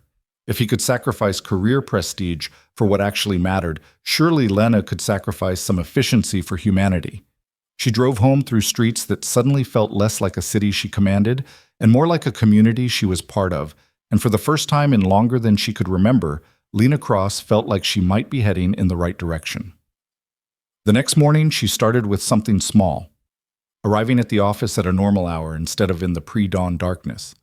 She took the elevator with other employees instead of using the executive lift. She made eye contact with the security guard at the front desk and read his name tag carefully. "Good morning, James. How are you today?" The surprise on his face that the CEO knew his name, cared enough to ask, told Lena everything she needed to know about how far she had to go. But at least now she was starting the journey, and sometimes, Daniel had told her, that was enough. James blinked twice before recovering his professional composure, but not before Lena caught the flash of genuine surprise crossing his features. He was probably mid-50s, with graying hair cut military short, and the kind of weathered face that suggested he'd spent considerable time outdoors before taking an indoor position. "I'm doing well, Ms. Cross. Thank you for asking." His voice carried the careful neutrality of someone unused to executive attention. "Hope you're recovering well from your medical situation." "I am, thanks to good care and good timing." Lena paused, committing details to memory the way she would before a crucial negotiation. James had a small pin on his uniform lapel, a purple heart. Another veteran, another person whose service had probably been invisible to her until now. "How long have you been with Cross Enterprises, James?" "Coming up on 8 years this March, ma'am." He seemed uncertain whether this was small talk or some kind of test. Been a good position, stable hours, decent benefits? I'm glad to hear that.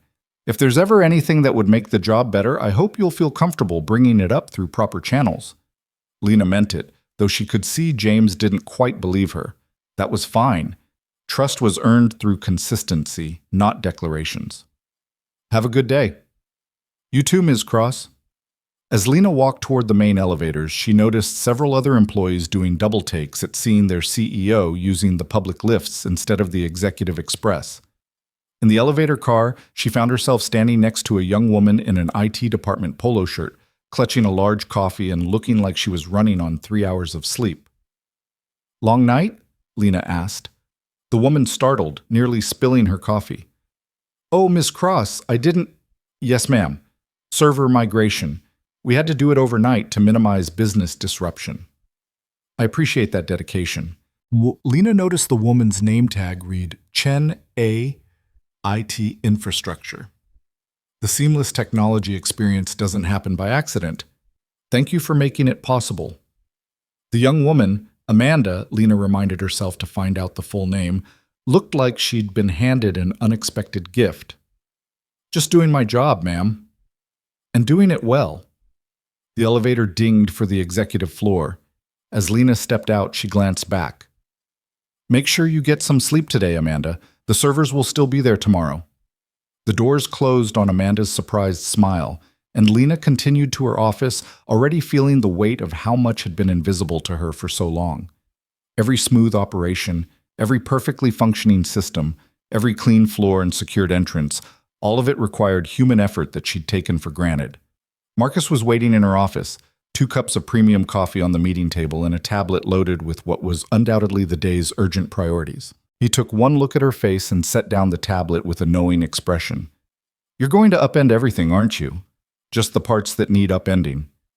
Lena settled into her chair carefully, still mindful of healing incisions.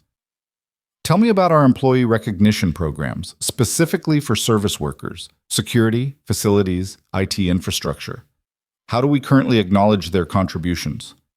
Marcus pulled up information on his tablet with practiced efficiency. Standard annual reviews, performance bonuses tied to building metrics, Employee of the Month recognition in the company newsletter. Why? Because I just thanked a security guard by name and an IT worker for overnight server migration, and both of them looked at me like I'd performed a miracle. Lena's voice carried frustration aimed at herself. That's not a functioning recognition system, Marcus. That's basic human decency being treated as extraordinary. To be fair, most executives don't interact with those departments directly. Marcus's tone suggested he knew he was defending the indefensible. The company has structural hierarchies for a reason. The reason being efficiency, not humanity. Lena opened her own laptop, already thinking through implications. I want you to set up listening sessions with representatives from every department, and I mean every department, including night shift cleaning crew and weekend security. I want to understand what we're doing well and what we're missing. Not through HR reports and filtered feedback, but through direct conversation. That's going to take considerable time away from operational priorities. Then operational priorities can wait. Lena's voice carried the certainty that had built her company. I nearly died 3 weeks ago, Marcus. It clarified some things about what actually matters versus what I've been treating as important. This falls into the actually matters category. Marcus studied her for a long moment, then nodded slowly. This is about Daniel Cole, isn't it? About what happened that night. It's about what that night revealed. Lena met his gaze steadily. I built this company on ambition and drive and the belief that success justified any sacrifice. But I never stopped to question whether the sacrifices were necessary or if I was just following a playbook written by people who'd never examined their own assumptions. Daniel showed me a different way of measuring worth. Now I'm trying to figure out how to implement that here. By having coffee chats with facilities workers? Marcus's skepticism was gentle but present. By starting to see the people who make this company function and recognizing that their contributions matter beyond what shows up on quarterly reports. Lena pulled up her calendar, scanning the relentless parade of meetings and obligations. How much of my schedule is actually essential versus habitual? You want an honest answer or the one that makes me look like I'm managing your time well? Honest, always. Marcus leaned back, his expression suggesting he'd been waiting for this question for years. About 40% is essential. Board meetings, critical client relationships, strategic planning that actually requires your specific input. Another 30% is important but could be delegated to directors who are perfectly capable of handling it. The remaining 30% exists because you've never said no to being in the room, even when your presence adds minimal value. So I could reclaim potentially 60% of my time without compromising actual business outcomes? In theory. In practice, delegation requires trust, and you've built a company culture where everyone looks to you for final approval on everything from acquisition strategy to office furniture. Marcus's smile was wry. You're a victim of your own success at being indispensable. Then it's time to become dispensable in the right ways. Lena started marking calendar items for review. I want you to work with department heads on a delegation framework. Anything that doesn't require CEO-level authority or strategic insight gets pushed down to the people actually doing the work. I'll provide oversight and guidance, but I'm done being a bottleneck for decisions that should happen 3 levels below me. The board will have questions about this shift in focus. The board can ask them at the next meeting, and I'll have answers ready. Lena looked up from her laptop. Speaking of which, add the Veteran Family Scholarship Program to the agenda. I want full board approval and substantial funding allocated for the next fiscal year. Marcus pulled up notes on his tablet. I had the legal team draft a preliminary proposal based on your message last night. They're recommending a $5 million endowment to start, with annual funding of $500,000 for operational costs and scholarship awards. We could support approximately 20 full scholarships per year at that level. Double it. Lena's response was immediate. $10 million endowment, $1 million annual funding, 40 scholarships per year. And I want the application process to be genuinely accessible, not buried in corporate website bureaucracy. Partner with veteran service organizations, community colleges, high schools with significant military family populations. Make sure the people who need this program can actually find it. That's a significant commitment, Lena. The board is going to want to understand the ROI. The ROI is that we're investing in families who've already invested everything in this country. Sometimes the return is measured in lives changed rather than dollars earned. Lena's voice carried steel beneath the conviction. If the board can't understand that, then I've been surrounding myself with the wrong advisors. Marcus made notes, but his expression suggested approval rather than concern. You know, I had a conversation with my daughter last week. She's finishing her MBA, looking at career options. She asked me if I thought corporate success required sacrificing personal integrity. I didn't have a good answer for her. What would you tell her now? That it depends on who's setting the terms of success. Marcus looked up from his tablet. You're rewriting those terms, Lena. That takes courage most CEOs never develop. Or desperation. Lena's smile was self-aware. I'm realizing that the life I've built isn't sustainable, isn't satisfying, and isn't actually reflecting the values I thought I held. That's not courage. It's survival instinct kicking in before I hollow myself out completely. The conversation was interrupted by Lena's assistant, Jennifer, appearing in the doorway with an expression that suggested controlled urgency. Jennifer had been with Lena for 4 years, handled impossible scheduling demands with grace, and had probably forgotten more about Cross Enterprises operations than most executives would ever know. I'm sorry to interrupt, but we have a situation developing. Jennifer's voice was professionally calm. The Singapore acquisition team just sent an urgent request for video conference. They're citing concerns about your medical status affecting deal stability.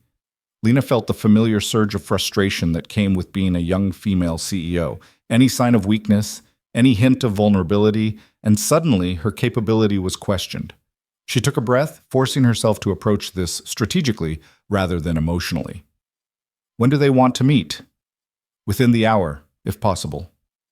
Set it up for 45 minutes from now. That gives me time to review current deal terms and prepare appropriate responses. Lena glanced at Marcus. I'm going to need you on this call. They're probably testing whether my medical situation has affected decision-making capacity or board confidence.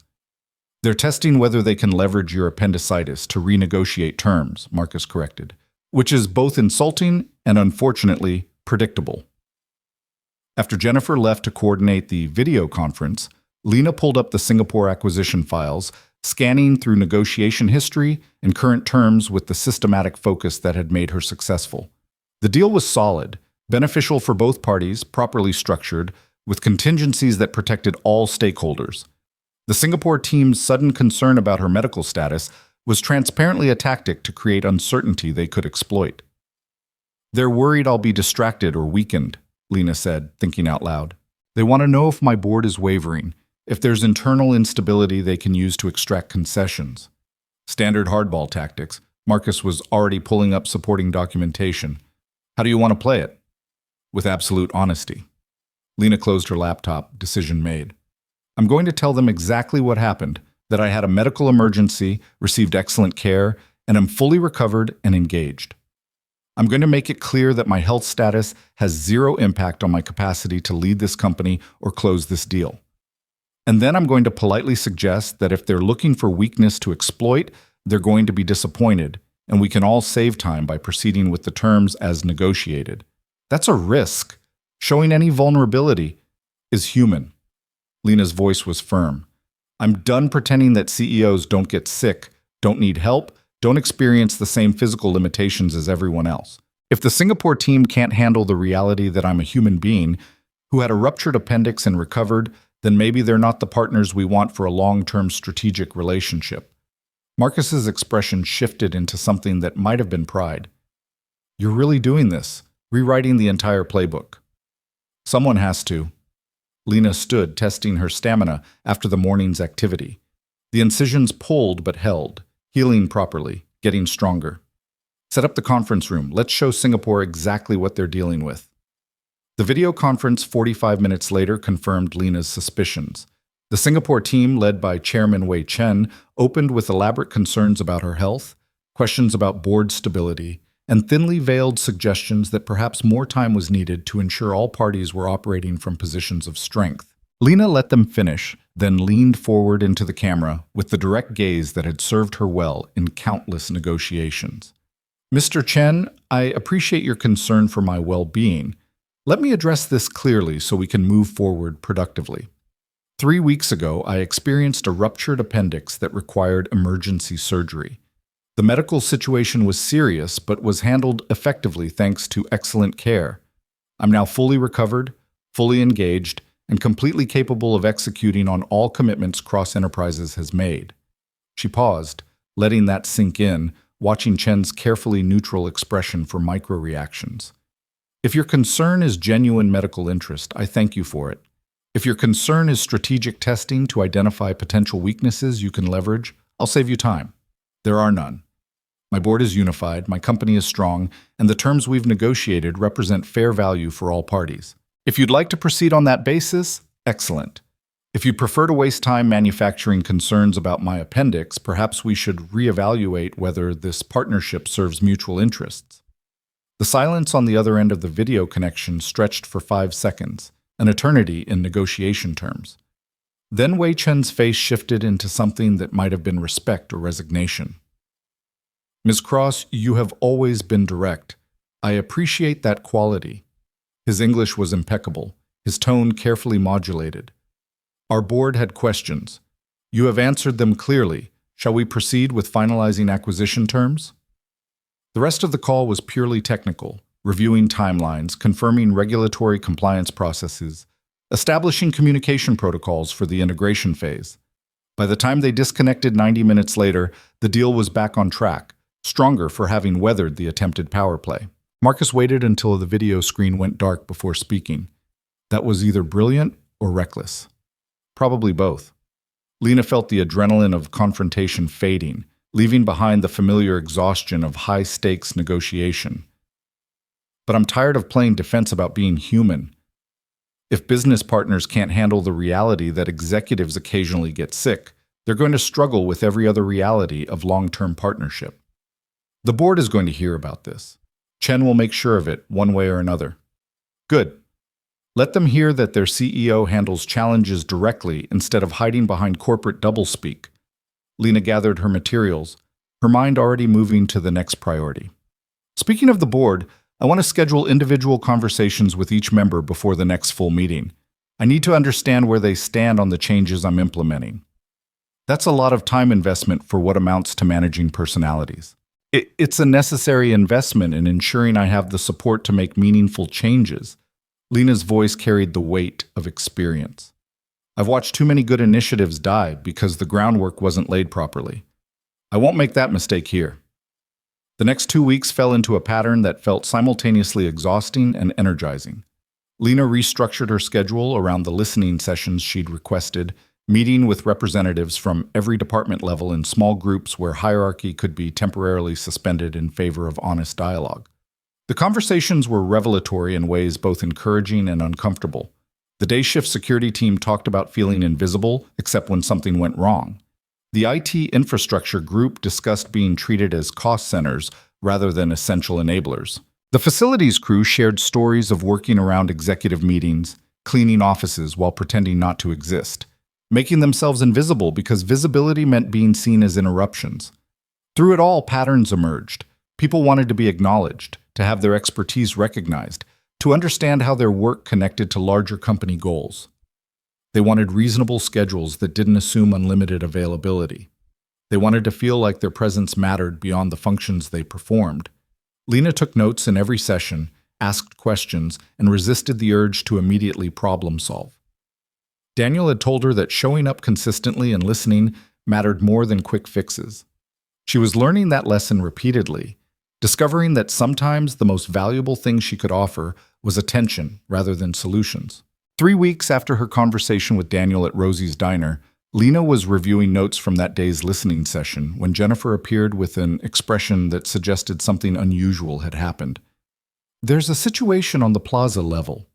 Jennifer's voice was carefully neutral. "Security called. There's been a medical emergency, one of the guests at the charity gala. They're requesting your presence." Lena's blood ran cold. Cross Enterprises was hosting a major charity fundraiser that evening. Hundreds of donors and community leaders gathered in the renovated plaza space that served as the building's public face. A medical emergency in the middle of that event could become a PR nightmare, but more immediately, it meant someone needed help. "Call 911 if they haven't already. I'm heading down now."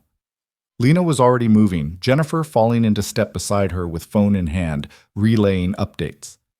"Paramedics are en route. ETA 6 minutes. The guest, a Mr. Richard Hartman, collapsed during the cocktail hour. He's unconscious but breathing. Our security team has cleared space and is managing crowd control." The elevator ride down felt interminable. Lena's mind was racing through implications, responsibilities, potential outcomes. Richard Hartman was a major donor, a community fixture, someone whose medical crisis at her event could have repercussions far beyond the immediate emergency. But beneath the strategic thinking was something more fundamental. Someone needed help, and she was the person in charge. Whatever came next, she had to be present for it. The plaza level was controlled chaos. Lena could see the gala in the main space beyond. Elegant attire, soft lighting, the kind of carefully curated event that Cross Enterprises had perfected. But in the entrance atrium, a different scene was unfolding.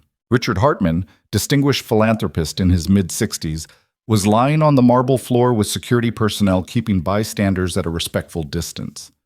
One guard was monitoring his pulse, while another was on the phone with emergency services.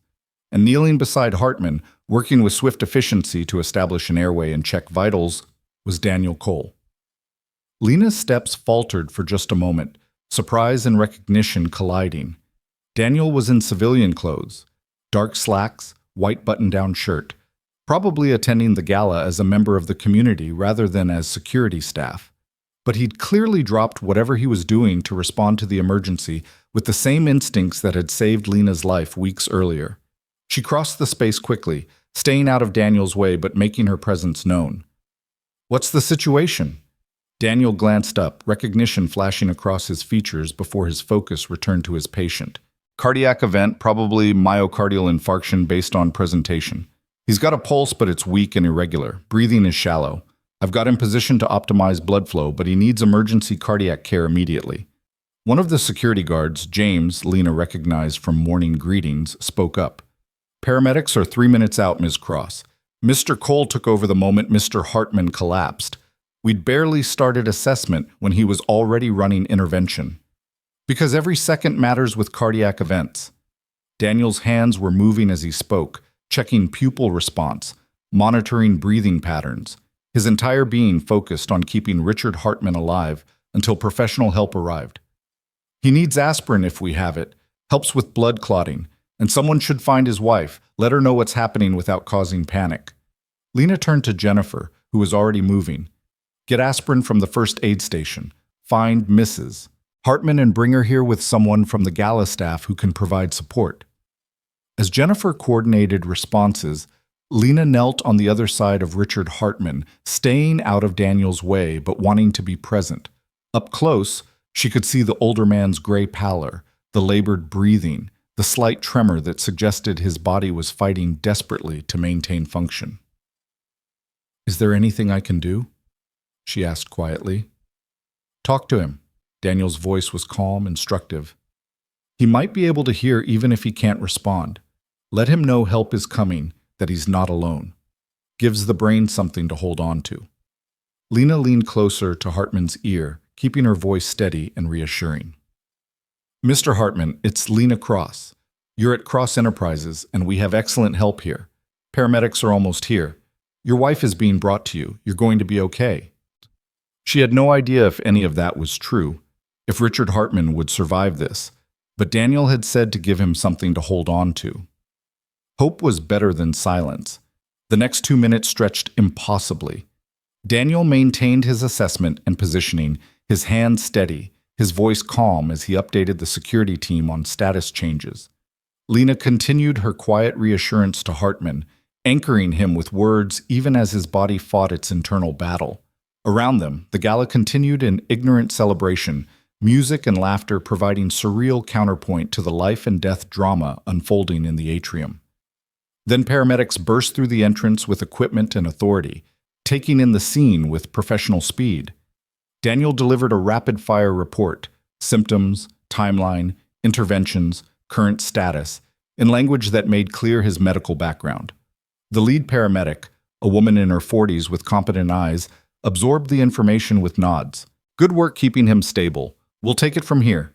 She was already moving, her team deploying equipment with practiced coordination. "You medical?" "Former Army combat medic. Been out for a while." Daniel stepped back, giving them room to work, but his gaze never left Hartman. Within minutes, Richard Hartman was on a gurney, oxygen masks secured, IV lines established, vital signs being monitored by portable equipment. Mrs. Hartman appeared just as they were preparing to move him, her elegant evening wear and carefully styled hair at odds with the terror in her eyes. "Richard!"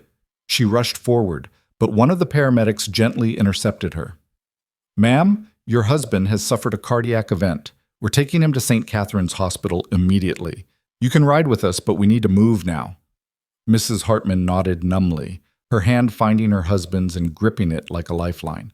As they wheeled him toward the waiting ambulance, she looked back at Daniel with tears streaming down her face. "Thank you. Whatever you did, thank you." Then they were gone, sirens wailing as the ambulance pulled away from the building, leaving behind a small crowd of witnesses and the echoing aftermath of emergency. Daniel stood in the center of the atrium, his white shirt marked with signs of medical intervention. His expression distant in the way Lena was beginning to recognize meant he was processing trauma through trained detachment.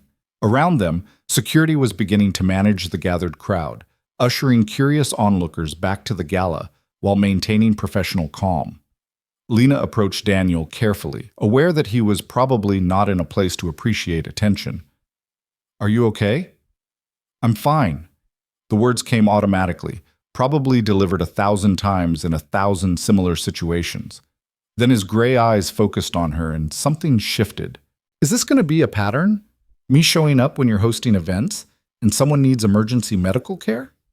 The attempt at humor was clearly a defense mechanism, but Lena played along. "I sincerely hope not. My insurance premiums are already high enough." She glanced at his shirt, stained and wrinkled from the intervention. "You responded immediately. Didn't hesitate." Training doesn't turn off just because you change careers. Daniel's voice was flat, exhausted. Someone needed help. I had the skills, basic calculus.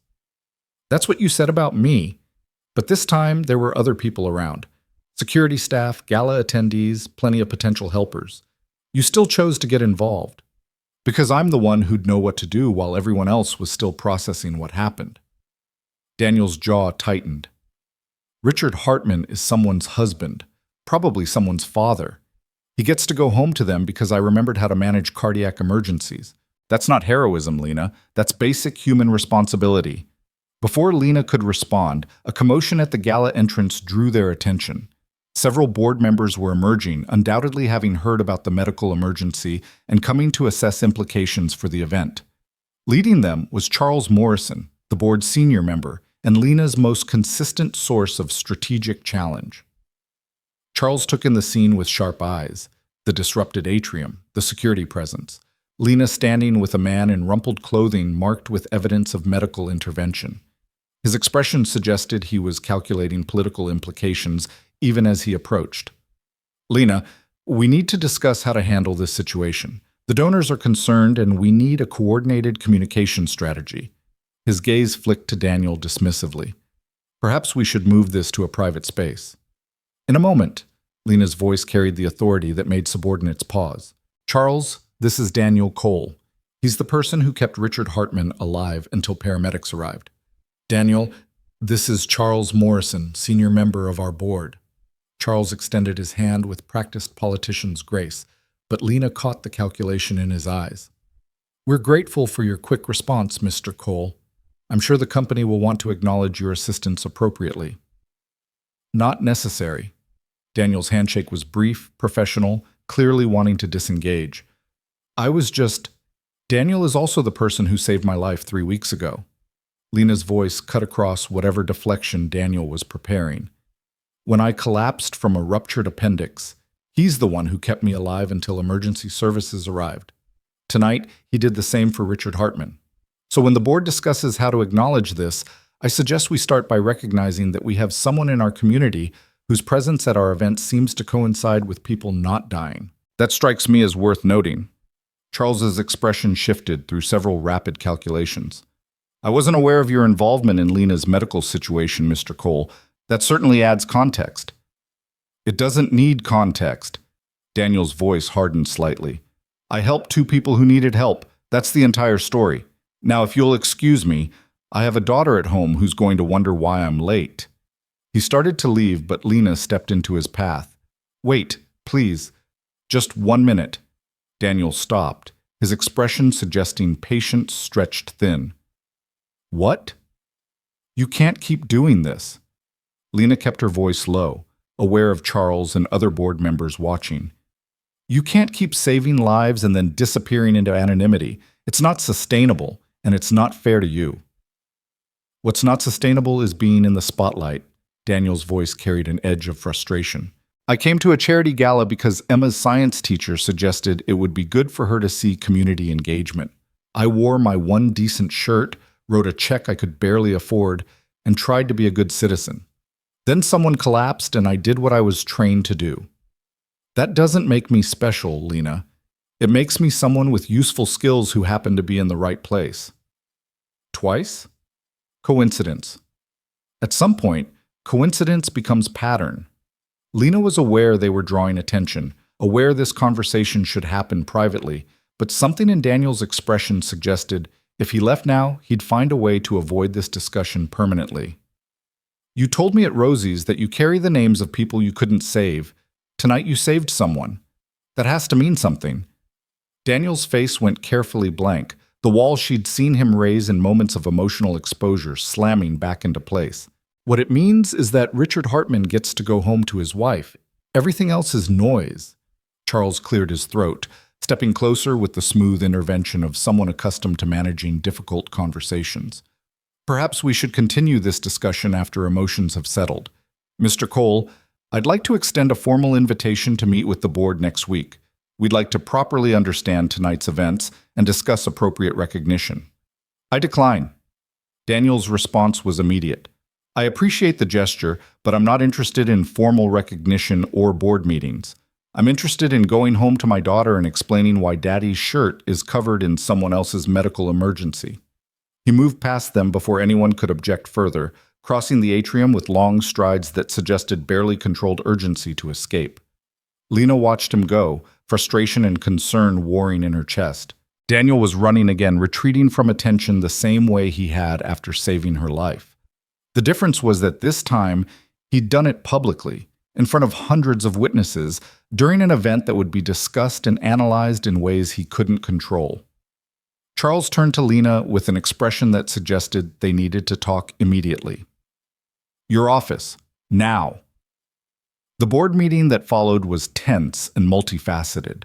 Charles, along with 3 other board members who'd been at the gala, wanted to understand exactly what had happened, why Lena hadn't disclosed Daniel's role in her own medical emergency earlier, and what implications tonight's events carried for the company's relationship with the community and donors. Lena laid it out clearly. Daniel Cole was a decorated combat medic turned security guard turned community member who'd saved 2 lives associated with Cross Enterprises in the span of 3 weeks. He wanted no recognition, no publicity, no disruption to his carefully maintained private life. The company owed him enormous debt but needed to respect his boundaries. That's not sustainable. Charles's voice carried the weight of decades in boardrooms. Richard Hartman is going to want to thank him publicly. The press is going to want the human interest angle. You can't protect someone's privacy when they keep performing public heroics. Then we manage it carefully. Lena's voice was firm.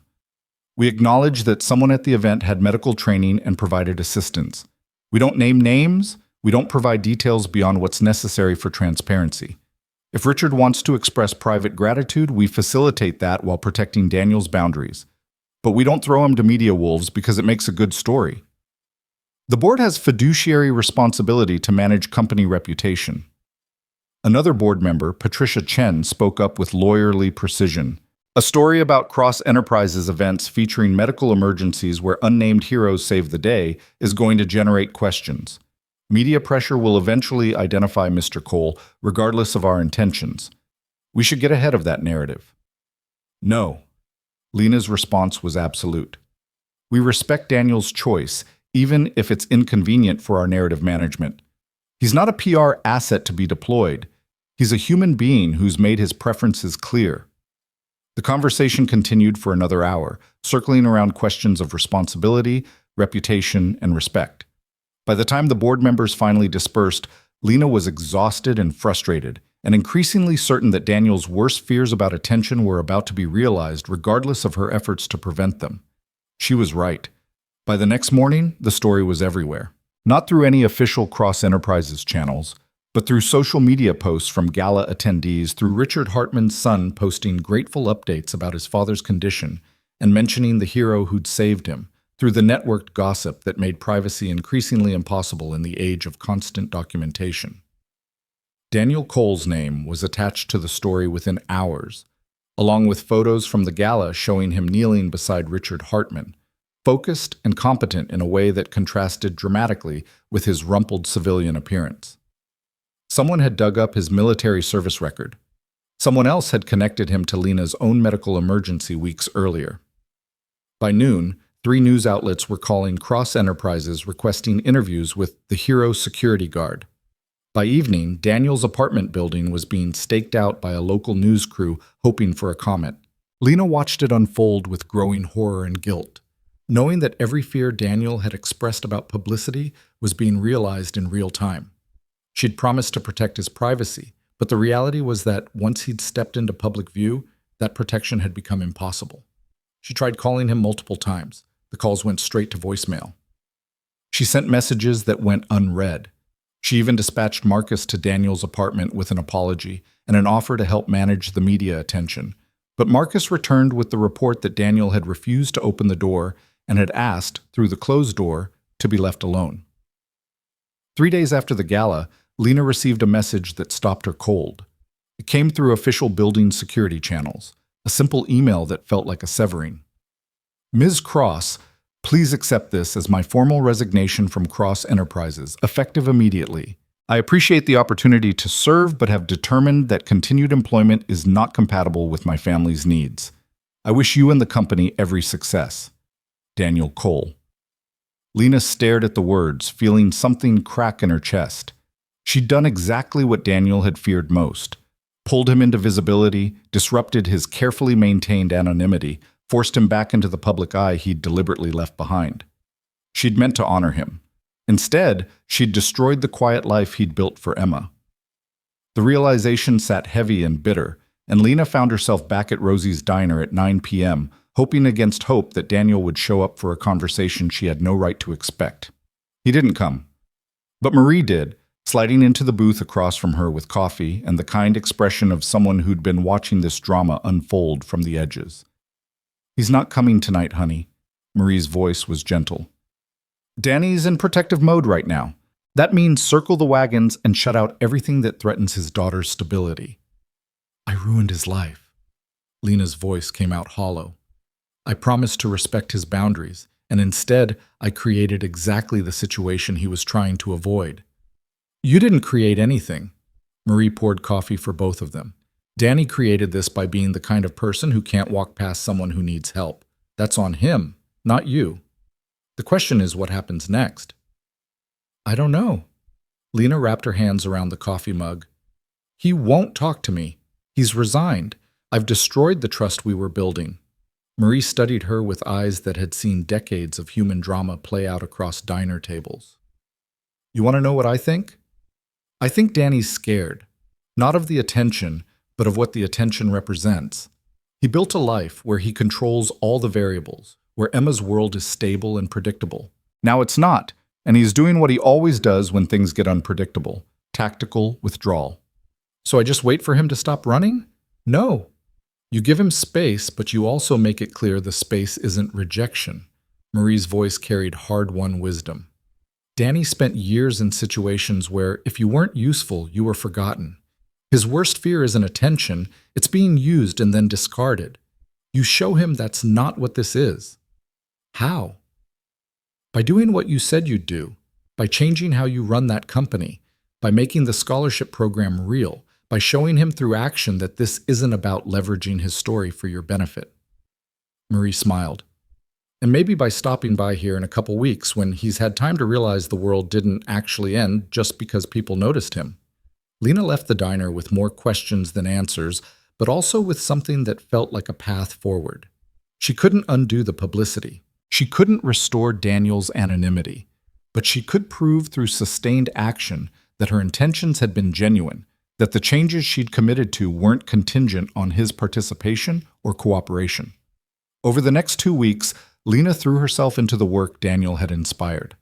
The listening sessions continued, generating recommendations for policy changes that actually addressed employee concerns. The Veteran Family Scholarship Program moved from proposal to funded reality, with announcements going to every military family advocacy organization in the region. She restructured her schedule to be more present and less reactive, making time for the connections that had been invisible to her before. And she waited, hoping that Daniel would eventually see that she'd meant what she said, that this transformation wasn't about him. It was because of him. But it belonged to her now. Richard Hartman recovered fully, his cardiac event caught early enough to prevent permanent damage. He called Lena personally to thank her and to ask how he could properly acknowledge Daniel Cole's intervention. Lena gave him Daniel's address, with the caveat that any contact should be private and respectful of his family's privacy. What happened between them, she never learned. But 2 weeks after the gala, Daniel Cole quietly resumed working night security at Cross Enterprises Tower, his resignation apparently rescinded or ignored. Lena saw him from a distance once, walking rounds on the executive level late one evening when she was working late. They made eye contact across the hallway. Daniel nodded once, acknowledging her presence without approaching. It wasn't much, but it was something. And for now, Lena decided something was enough to build on. The nod became a pattern over the following weeks. Lena would work late, and Daniel would make his security rounds, and they would acknowledge each other with that single gesture: recognition without engagement, respect without intrusion. It was a fragile détente, and Lena understood that pushing for more would shatter whatever trust remained between them. Instead, she focused on the work. The Veteran Family Scholarship Program launched with a quiet press release that emphasized Cross Enterprises' commitment to military families without mentioning Daniel's name or the circumstances that had inspired it. Within days, applications began arriving, carefully written essays from high school seniors whose parents had served, from younger siblings of veterans, from children of active duty personnel who dreamed of college but faced financial barriers. Lena read every application personally, a task Marcus gently suggested she delegate. She refused. These weren't just forms to be processed. They were stories of sacrifice and resilience that deserved to be witnessed. A girl whose father had lost his legs in Afghanistan but still coached her soccer team. A boy whose mother was deployed overseas for the third time, missing his senior year but making him fiercely proud. A young woman whose veteran father worked 2 jobs to support the family, including night security at a downtown office building. That last application stopped Lena cold. The details were different enough that it couldn't be Emma Cole. The father worked at a different building, the daughter was a year older, but the parallels were unmistakable. How many Daniel Coles were out there, working beneath their capabilities to provide stability for their children, watching their kids dream of futures they couldn't quite afford to give them? The scholarship program could help 40 students per year. It was substantial, meaningful, and completely inadequate to the scope of the need. Lena found herself strategizing expansion plans, running financial models on how Cross Enterprises could scale the program without compromising operational stability. "You're becoming obsessed with this," Marcus delivered the observation during their weekly strategy meeting, his tone more concerned than critical. The scholarship program is running well. The employee engagement initiatives are showing measurable improvement. You've restructured your leadership approach in ways that are generating positive feedback. At some point, you need to trust the systems you've built and stop trying to personally solve every problem. "I'm not trying to solve every problem." Lena pulled up the application she'd been reviewing, turning her laptop so Marcus could see. "I'm trying to understand the scope of what we're addressing. This applicant, her father is a decorated Navy veteran working security at the Hartman building. His daughter wants to study engineering, but the family can't afford it. We could help her, Marcus. We could help hundreds like her. Why would we not pursue that aggressively? Because you're one person leading a company with finite resources and competing priorities." Marcus's voice carried the firmness of someone who'd watched Lena burn herself out before. "The scholarship program is important. It's not the only thing that's important. You need to maintain perspective." "Perspective is exactly what I'm maintaining." Lena closed the laptop, meeting Marcus's gaze directly. "For years, I optimized for profit and growth at the expense of everything else. Now I'm optimizing for different metrics, and you're concerned I'm overcompensating. Maybe I am, but I'd rather overcompensate toward humanity than continue undervaluing it." Marcus was quiet for a moment, his expression shifting through calculations that probably involved risk assessment and board management strategies. Then he leaned back with a sigh that suggested capitulation. "Fine. What do you want to do?" "I want to expand the scholarship program to 100 students per year within 3 years. I want to establish partnerships with other tech companies to create industry-wide support for veteran families. And I want to launch a jobs program that actively recruits veterans for positions matching their skills, not just entry-level roles they're overqualified for." Lena's voice carried the conviction that had built her company. "Daniel Cole is a decorated combat medic working night security because he prioritized stability over recognition. That's a systemic failure, Marcus. We can't fix the whole system, but we can fix our part of it. The board will want to see ROI projections. Then tell them the ROI is measured in lives changed and communities strengthened. If that's not sufficient justification, then we need different board members." Lena softened her tone slightly, recognizing Marcus's position as intermediary between her vision and board pragmatism. "I'm not being reckless with company resources. I'm being intentional about company values. There's a difference." "I'll draft the proposal." Marcus made notes on his tablet. "But Lena, you need to understand that this level of commitment is going to generate questions about motivation.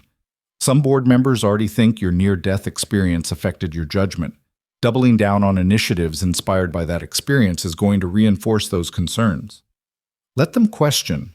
Lena's voice was steady. My judgment has improved, not deteriorated. I'm finally running this company with the values I claim to hold instead of just pursuing growth for its own sake.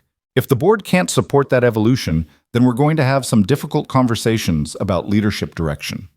The implicit threat hung between them, that Lena was prepared to fight the board on this, potentially even risk her position, rather than retreat to the purely profit-driven approach that had defined Cross Enterprises' first years.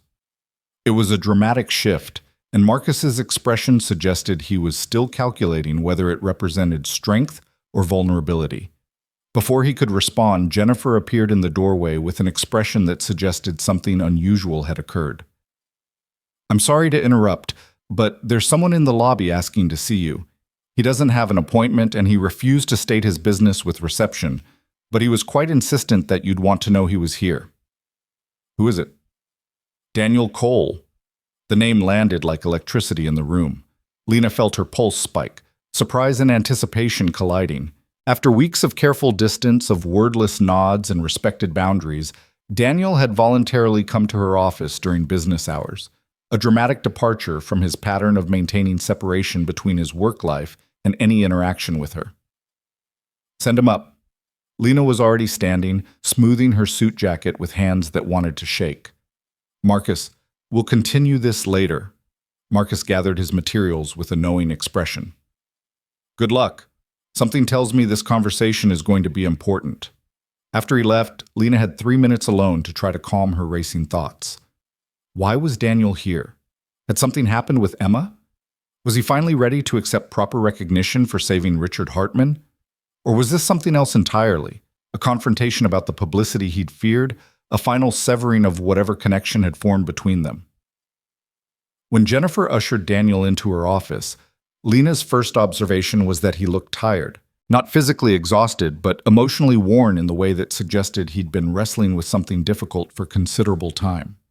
He was in his security uniform, suggesting he'd come directly from a shift, and he held a manila envelope in one hand with the careful grip of someone carrying something significant. "Daniel." Lena gestured to the seating area by the window, choosing informal space rather than putting her desk between them. "Thank you for coming. Please sit down. Can I get you anything? Coffee? Water?" "I'm fine." Daniel remained standing for a moment, his gray eyes scanning her office with the systematic assessment she recognized from security training. Then he moved to the chair she'd indicated, sitting with the controlled precision of someone maintaining composure through discipline. "I'm interrupting your workday. I'll try to keep this brief." "You're not interrupting anything that matters more than this conversation." Lena settled into the chair across from him, maintaining open posture despite her internal tension. "I'm glad you're here. I've wanted to talk to you since the gala, but I knew you needed space." "About that." Daniel set the manila envelope on the table between them. "I owe you an apology for running, for the silent treatment, for making you feel responsible for something that wasn't your fault. The publicity after the gala, that wasn't on you, Lena. That was the inevitable consequence of me choosing to help someone in front of hundreds of witnesses." The apology caught Lena off guard. She'd expected defensiveness, maybe anger, possibly another explanation about maintaining boundaries. Instead, Daniel was taking responsibility for his own choices with the same directness he'd shown in every interaction. "I still could have managed it better." Lena's voice was quiet. "I promised to protect your privacy, and then circumstances made that impossible. I felt like I'd betrayed your trust. You kept your promises as much as circumstances allowed." Daniel's gaze was steady. "The scholarship program launched without using my name or story. The company's statements about the gala acknowledged assistance without identifying me specifically. You did everything you said you'd do. What happened after that was beyond your control. You still had to deal with reporters at your building. Emma had to deal with attention at school. Your quiet life got disrupted exactly the way you feared." Lena heard the guilt in her own voice. "I understand why you ran." "I ran because I was scared." Daniel's admission was matter-of-fact, delivered without self-pity. Not of the attention, but of what it represented. "For 6 years, I've controlled every variable in Emma's life, where we live, what school she attends, who we interact with, how visible we are. The publicity meant loss of control, and I responded the way I was trained. Tactical withdrawal, secure the perimeter, eliminate the threat." "I'm not a threat, Daniel." I know that now. Took me a couple weeks of watching Emma handle the situation with more grace than I did to realize I was the one making it a crisis. Something that might have been self-deprecating humor flickered across his face. 12-year-olds are apparently more adaptable than 38-year-old former combat medics. She fielded questions from classmates about her hero dad like it was no big deal, told them it was just what he used to do for work, and went back to being excited about her science project. Meanwhile, I was treating media attention like an incoming mortar strike. She sounds remarkable. She is. Gets that from her mother. Daniel's voice softened when he mentioned his late wife. Sarah would have handled all this better than I did. She'd have found the balance between acknowledging what happened and maintaining our privacy. I just panicked and ran. Lena wanted to reach across the space between them, to offer comfort or connection, but she kept her hands in her lap. You're being too hard on yourself. Protecting Emma is your priority. That's not weakness. It's not strength when it makes me act irrationally. Daniel picked up the manila envelope, holding it carefully. Which brings me to why I'm here. This contains something I should have given you weeks ago, but I was too caught up in maintaining control to see clearly. He handed her the envelope. Lena opened it carefully, pulling out what appeared to be a handwritten letter on lined notebook paper, the writing careful and young. As she began reading, she realized it was from Emma. Dear Ms. Cross, the letter began. My dad told me you're the lady he helped when you got sick, and that you've been trying to thank him, but he keeps saying it's not necessary. I wanted to write to you because I think there are things my dad won't say himself because he's too modest or too worried about bothering you. My dad is the best person I know. When my mom got sick, he took care of both of us and never once made me feel like I was a burden. After she died, he changed his whole career so he could be there for me, picking me up from school, helping with homework, making sure I had a stable life, even though I know he misses doing the medical work he trained for. Sometimes I hear him on the phone turning down job opportunities that would pay more or use his skills better, and he always says the same thing. Emma comes first. I'm writing this because I want you to know that when my dad helped you, he wasn't just doing his job. He was being who he is, someone who puts other people first, even when it costs him something. I think that's worth more than he'll ever admit. So if you really want to thank him, maybe you could help him see that what he did matters, that being good at helping people doesn't have to mean sacrificing everything else. Thank you for trying to acknowledge my dad. Even if he won't accept it, I want him to know someone noticed. Sincerely, Emma Cole. Lena read the letter twice, feeling something crack in her chest. The maturity in Emma's words, the clear-eyed understanding of her father's sacrifices, the gentle advocacy for someone who would never advocate for himself. It painted a picture of a relationship built on deep mutual love and respect. When she looked up, Daniel was watching her with an expression that suggested both pride and vulnerability. She wrote that without my permission, left it on my pillow 2 nights ago with a note saying I should give it to you. At first I was angry. She'd violated the boundary I'd set about keeping her out of this situation. Then I actually read what she wrote. She loves you very much. Lena's voice came out thick with emotion. And she sees you clearly, Daniel. Every sacrifice, every choice you've made for her benefit. She's 12. She shouldn't have to think about my sacrifices. Daniel's jaw tightened. She should be worried about school projects and which movie to watch on Friday nights, not whether her father is giving up too much for her sake. She's worried about it because she's your daughter, smart, observant, and caring enough to recognize what you've done for her. Lena set the letter down carefully. The question is whether she's right. Have you been sacrificing too much? Not for Emma's sake, but for your own? Daniel was quiet for a long moment, his gaze drifting to the window where the city spread out below them in afternoon light. When he spoke, his voice carried the weight of truths he'd probably been avoiding. I told myself the security job was temporary, that once Emma was older, more independent, I could return to medical work. But the truth is, I'm scared. Scared that I've lost the edge, that too much time has passed, that I'll make mistakes because I'm not sharp anymore. Or scared that if you admit you miss it, you're somehow betraying Emma by wanting something for yourself? Daniel's expression shifted, surprise flickering across his features. That's uncomfortably accurate. It's also completely human. Lena leaned forward slightly. Daniel, you told me that every person we encounter is living a life as complex as our own, with dreams and struggles that matter. That includes you. Your dreams matter. Your professional fulfillment matters. The fact that you're also a devoted father doesn't erase your right to want more than just security rounds and weekend breakfasts at Rosie's. Easy to say, harder to implement when implementation means risk. Everything worth doing involves risk. Lena heard her own words and recognized them as something she'd learned from Daniel himself, that growth required stepping beyond comfortable boundaries. The question is whether the risk is worth the potential reward. Only you can answer that. Daniel picked up Emma's letter, reading it again with the careful attention of someone examining evidence. She wants me to be happy, not just present, but actually fulfilled. I've been so focused on stability that I forgot fulfillment was part of the equation. So, what would fulfillment look like? Lena kept her voice gentle, not pushing, but creating space for possibility. If you could design your ideal situation, one that kept Emma's stability intact, but also honored your own needs and capabilities, what would that be? The question hung in the air while Daniel processed it, his expression cycling through consideration and calculation. Finally, he spoke slowly, testing out thoughts he might not have fully articulated even to himself. I'd want to use my medical training again. Not full-time emergency medicine, the hours and stress aren't compatible with Emma's needs.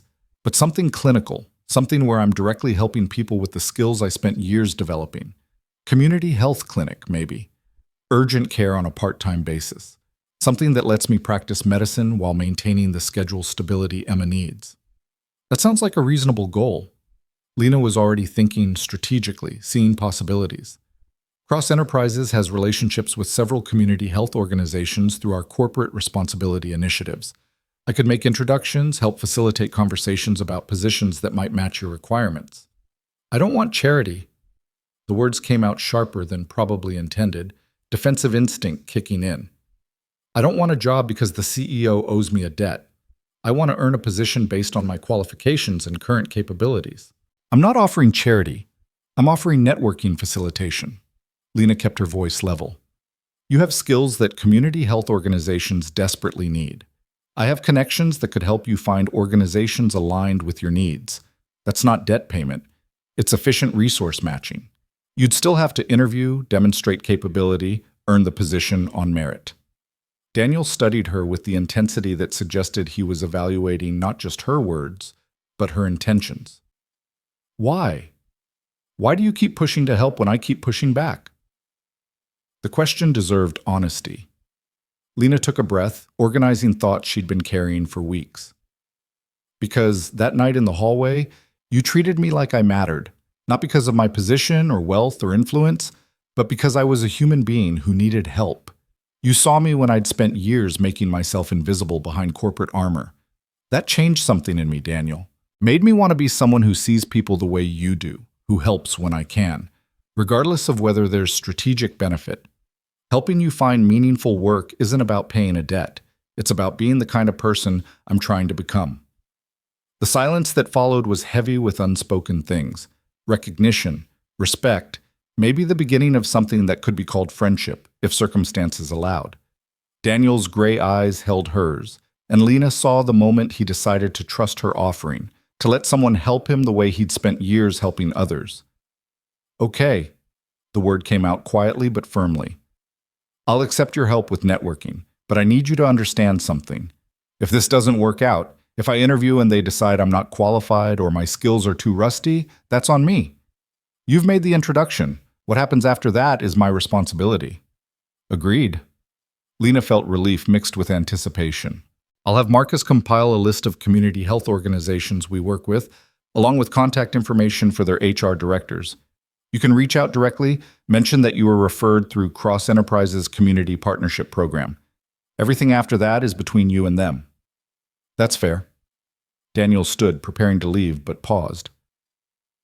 Lena, thank you for respecting my boundaries even when they were probably frustrating, for not using my story without permission, for actually doing the work you said you'd do instead of just making promises.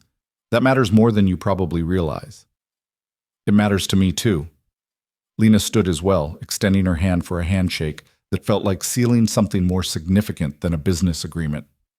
Whatever happens with the job search, I hope we can continue these conversations. I value your perspective, Daniel. You've challenged me to be better in ways I didn't know I needed. Daniel's handshake was firm, his palm warm and calloused against hers. Emma's science fair is in 3 weeks. She's doing a project on marine biology, specifically how climate change is affecting coral reef ecosystems. If you're interested in seeing what sacrifices actually produce, you're welcome to attend. It's open to the public. The invitation was unexpected and precious, a gesture of trust that Lena understood carried significant weight. Daniel was allowing her into his carefully guarded personal life, sharing the part of his world that mattered most, his daughter's achievements and interests. I'd be honored to attend. Lena felt genuine warmth in her voice. Thank you for inviting me. After Daniel left, Lena stood at her office window watching the city below, processing the conversation and its implications. Something fundamental had shifted. The cautious distance they'd maintained for weeks had given way to something more substantial, mutual respect built on honest acknowledgement of each other's complexity and worth. Emma's letter remained on the table, and Lena found herself reading it a third time, absorbing the wisdom in words written by a 12-year-old who understood relationships and sacrifice with clarity most adults never achieved. This was what Daniel had built through 6 years of prioritizing presence over prestige. A daughter who saw clearly, loved deeply, and advocated fiercely for the people who mattered to her. The scholarship program, the employee initiatives, the restructured leadership approach, all of it had grown from a single night when Daniel Cole had refused to let her die alone in a hallway. But the real transformation wasn't in corporate policies or public programs. It was in moments like this, where two people who'd started as strangers were learning to see each other as fully human, complete with fears and hopes and the messy complexity that came with being alive. Lena's phone buzzed with a message from Marcus. The board wants to meet tomorrow to discuss the expanded scholarship proposal. They're concerned about resource allocation and strategic focus. Thought you should have advance warning. She typed back quickly. Schedule it for morning. I'll be ready. The board meeting the next day was exactly the confrontation Lena had anticipated. Charles Morrison led the opposition, framing his concerns in strategic language that barely concealed skepticism about her judgment. This expanded proposal represents a significant increase in resource commitment to an initiative that, while admirable, doesn't directly support core business objectives. Charles had spreadsheets and projections arrayed before him like weapons. We're talking about tripling scholarship funding, while simultaneously launching a veteran employment program that will require substantial HR infrastructure investment. The total cost over 3 years approaches $15 million. That's capital that could be allocated toward R&D, market expansion, or shareholder returns. It's capital that builds the kind of company culture and community relationships that create sustainable competitive advantage. Lena had her own data ready, research on corporate social responsibility impacts, employee retention improvements, and brand reputation benefits. Companies that invest meaningfully in their communities see measurable returns in talent acquisition, employee engagement, and customer loyalty. This isn't charity, Charles. It's strategic long-term positioning. That's a convenient justification for what amounts to personal mission spending. Another board member, Richard Thornton, spoke up with undisguised frustration. Lena, we all respect your near-death experience and the perspective it provided. But running a company based on emotional epiphanies rather than data-driven strategy is a recipe for failure. You're asking us to approve massive spending because a security guard saved your life. That's not fiduciary responsibility. The characterization of Daniel as a security guard landed like a slap, reductive and dismissive in ways that made Lena's blood heat. But she kept her voice level, professional, strategic. I'm asking you to approve spending because we've identified a significant gap between our stated values and our actual practices. We claim to value community, innovation, and employee well-being. These initiatives put resources behind those claims. If you believe the company should prioritize different values, say so explicitly so we can have that conversation honestly. We prioritize shareholder value. Charles's voice was firm. That's our legal responsibility. Everything else is secondary. Shareholder value over what time horizon? Lena leaned forward, engaging the argument directly. Quarter to quarter? Year to year? Or building a company that sustains value over decades by being the kind of organization that attracts the best talent, serves communities meaningfully, and operates with integrity? Because if we're only optimizing for next quarter's earnings, then yes, this spending is questionable. But if we're building for sustained excellence, these investments are foundational. The debate continued for 90 minutes, arguments and counter-arguments flowing with the practiced intensity of people who'd spent careers in boardrooms. Patricia Chen, the board member who'd raised concerns about managing Daniel's publicity, surprisingly became an ally, pointing out that the company's reputation had actually improved following the gala incident. Public perception of Cross Enterprises had shifted from ruthless tech company to company that values community contribution. Eventually, the vote came. 7 board members requiring a simple majority for approval. Charles and Richard voted against. 2 others abstained, clearly uncomfortable with the scope of commitment. But 3 voted in favor, including Patricia, giving Lena the narrow victory she needed. The expanded scholarship program and veteran employment initiative are approved. Marcus's voice carried relief as he noted the official decision. Implementation timeline begins next quarter with full rollout over 18 months. After the meeting dissolved, Patricia approached Lena with an expression that mixed approval and warning. You won this round, but you're spending political capital at an unsustainable rate. Charles is already talking about calling for leadership review at the annual meeting. You've made powerful enemies by prioritizing social initiatives over pure profit optimization. Then they were always going to be enemies. Lena's voice was quiet but certain. I can't lead this company in a way that betrays my core values just to maintain political comfort. If that costs me the CEO position eventually, at least I'll know I tried to build something worth leading. Brave words. Patricia's smile was slight. Let's hope they don't become your epitaph. For what it's worth, I think you're right. This company needed to evolve beyond pure profit motivation, but evolution is risky, and risk creates casualties. Watch your back, Lena. The warning stayed with Lena over the following weeks as she threw herself into implementation. The expanded scholarship program required new infrastructure, application systems, review committees, fund management. The Veteran Employment Initiative needed partnerships with military transition programs, revised HR policies, and training for hiring managers on recognizing transferable skills from military service. It was exhausting, complex work that pulled her attention across dozens of simultaneous priorities. But it also felt purposeful in ways that pure business growth never had. Each application she reviewed represented a life that could be changed. Each veteran who interviewed for positions at Cross Enterprises represented someone whose service could be honored through meaningful employment rather than token gratitude. 3 weeks after the board meeting, Lena found herself at Emma Cole's middle school on a Saturday afternoon, entering a gymnasium transformed into a science fair showcase.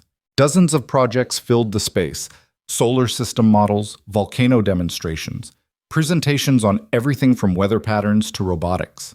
Parents and community members wandered between displays, asking questions and offering encouragement. Lena spotted Emma's project immediately, a detailed presentation on coral reef ecosystems, with before and after photographs showing climate impact, hand-drawn charts illustrating species decline, and a small aquarium demonstrating water temperature effects on coral health. Emma stood beside her display in neat casual clothes, her dark hair pulled back, explaining her research to a couple who were listening with genuine interest. Daniel stood off to the side, close enough to provide support, but far enough to let Emma handle her presentation independently. He was dressed in civilian clothes, khakis and a button-down shirt, and his pride in his daughter was evident in every line of his posture. Lena approached slowly, not wanting to interrupt Emma's explanation. As the couple moved on, Emma noticed her and brightened immediately. "Ms. Cross, you came!" Emma's enthusiasm was unguarded, the natural excitement of a 12-year-old whose work was being acknowledged. "Dad said you might be able to make it, but I wasn't sure you'd have time." "I made time." Lena smiled, genuinely pleased to be there. "Your father told me you were studying coral reefs. I'm excited to hear about your research." Emma launched into her presentation with the confident enthusiasm of someone who'd mastered her material and genuinely cared about the subject. She explained how rising ocean temperatures were causing coral bleaching, how entire reef ecosystems were collapsing, how marine species that depended on coral habitats were facing population decline. Her passion was evident, her understanding sophisticated beyond her years. The hardest part, Emma said, gesturing to her hand-drawn charts, is that the solutions require global coordination and political will that doesn't exist yet. Individual actions help, but they're not enough to reverse the trends. It's frustrating because the science is clear, but the response is inadequate. That must feel overwhelming. Lena was impressed by Emma's grasp, not just of the science, but of the social and political complexities surrounding environmental issues. How do you handle caring about something so important when the problems feel too big to solve? Emma glanced at her father, something unspoken passing between them. Dad always says you can't save everyone, but you save who you can. Maybe I can't fix global climate change, but I can educate people about it. I can make choices that reduce my own impact, and maybe if enough people do small things, it adds up to something bigger. The philosophy was clearly learned from Daniel, applied to environmental science instead of combat medicine, but carrying the same essential wisdom. Work within your sphere of influence, accept what you can't control, and measure success by effort rather than perfect outcomes. That's a remarkably mature perspective. Lena met Daniel's eyes over Emma's head, seeing his quiet pride. Your project is excellent, Emma. The research is thorough, the presentation is clear, and your passion for the subject comes through beautifully. Thanks. Emma's smile was bright. I'm hoping to win my category, but mostly I just wanted people to understand why coral reefs matter. A lot of people think they're just pretty fish habitats, but they're actually crucial to ocean health and human food security. If we lose the reefs, we lose way more than tourist diving spots. They talked for another 10 minutes, Emma answering Lena's questions with enthusiasm and depth. Eventually, other visitors approached to see the project, and Lena stepped back to give Emma space to engage with them. Daniel moved to stand beside her, watching his daughter with the expression of a parent simultaneously proud and anxious about their child's performance in the world. She's remarkable, Lena said quietly. Smart, articulate, passionate about things that matter. You've raised an exceptional human being, Daniel. I've tried to give her space to become who she's meant to be. Daniel's voice was soft. Sarah and I always believed that parenting wasn't about molding kids into what we wanted them to be, but about providing support while they discovered themselves. Emma chose marine biology on her own. I just made sure she had access to books, documentaries, and the occasional aquarium visit. You've given her much more than that. Lena watched Emma engage another group of visitors with confident enthusiasm. You've given her a father who demonstrates through daily action that service matters, that helping people is worth sacrifice, that being present is more important than being impressive. Those lessons are going to shape who she becomes far more than any marine biology research. Daniel was quiet for a moment, his gray eyes tracking his daughter's movements with the vigilance that probably never fully turned off. The job interviews went well. 3 community health clinics expressed serious interest. One offered a position, part-time physician assistant role, evening hours 3 days per week, working with underserved populations. The pay is roughly double what I make in security, and the schedule means I can still handle Emma's morning routine and be home by bedtime. The news landed with unexpected weight. Lena felt genuine happiness for Daniel, mixed with something that might have been concern about what his departure from Cross Enterprises would mean for their developing friendship. That's wonderful news. When do you start? 2 weeks. I'm serving out notice with building security, making sure there's smooth transition coverage. Daniel's expression suggested mixed feelings, excitement about returning to medical work tempered by the anxiety of major change. It's been 6 years since I worked clinical medicine. I'm nervous about whether I'm still competent, whether I've lost too much edge. You saved 2 lives in the past 2 months using skills you hadn't actively practiced in years. Lena's voice was firm. I think your competence is well established. What you're actually nervous about is whether this choice will somehow compromise Emma's stability. Also accurate. Daniel's smile was self-aware. Emma insists she's fine with the change, even excited about it. Says she's proud of me for going back to helping people professionally. But I keep waiting for the other shoe to drop, for some unforeseen complication that proves I should have stayed with the safe choice. There's no perfectly safe choice, Daniel. There's only the choice that honors who you are while maintaining the commitments that matter to you. Lena recognized she was essentially repeating back wisdom he'd given her weeks ago. You've spent 6 years prioritizing Emma's stability. Maybe it's time to trust that the foundation you've built is strong enough to handle some evolution. Before Daniel could respond, Emma returned with a ribbon pinned to her presentation board, second place in her age category. Her face was flushed with pride and excitement, and she launched immediately into explaining that first place went to a project on renewable energy storage, which was honestly really good and deserved to win. Second place out of how many projects? Daniel asked, pulling his daughter into a side hug. Like 30-something in my category, so it's still really good. Emma's enthusiasm was infectious. The judges said my research was excellent and my presentation was engaging. They gave me suggestions for how to make it even better if I want to take it to regional competition. That's fantastic, Emma. Congratulations. Lena meant it genuinely. You should be incredibly proud of this work. Thanks for coming to see it. Emma's smile was warm, unguarded. Dad talks about you sometimes. He says you're trying to make your company better for the people who work there, not just the people who own it. That's cool. The simple endorsement from a 12-year-old carried more weight than any board approval or media recognition. Lena felt something warm settle in her chest. The beginning of what could become real friendship, built on mutual respect and shared values rather than obligation or debt. I'm trying. Lena glanced at Daniel, seeing his slight smile. Your dad has been a good teacher about what actually matters. I'm still learning, but I think I'm heading in a better direction. The science fair concluded with awards ceremony and refreshments, and Lena found herself standing with Daniel and Emma in the school parking lot as afternoon faded toward evening.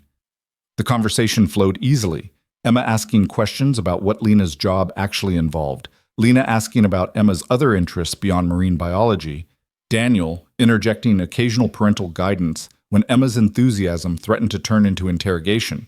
It felt normal, comfortable, like the beginning of something that could grow beyond crisis connection into genuine relationship.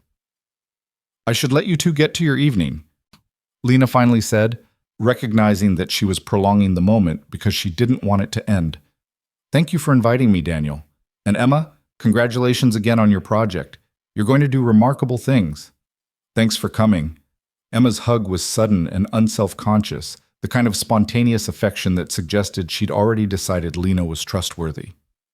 If you ever want to know more about coral reefs or ocean conservation, I've got like 1,000,000 documentaries we could watch. The offer was sweet and genuine, and Lena found herself moved by the simple acceptance behind it. I might take you up on that. I've been learning that my education has gaps in important areas. As Lena drove home through the city evening, she reflected on how dramatically her life had shifted in the space of 2 months. The woman who'd collapsed in a corporate hallway, alone and driven purely by ambition, felt like a different person from who she was becoming, someone who attended middle school science fairs, who fought her own board for veteran family scholarships, who measured success by human connection rather than quarterly returns. The transformation wasn't complete. She still had board members questioning her judgment, strategic priorities that demanded attention, and the constant pressure of leading a major company. But now those pressures were balanced by something she'd been missing.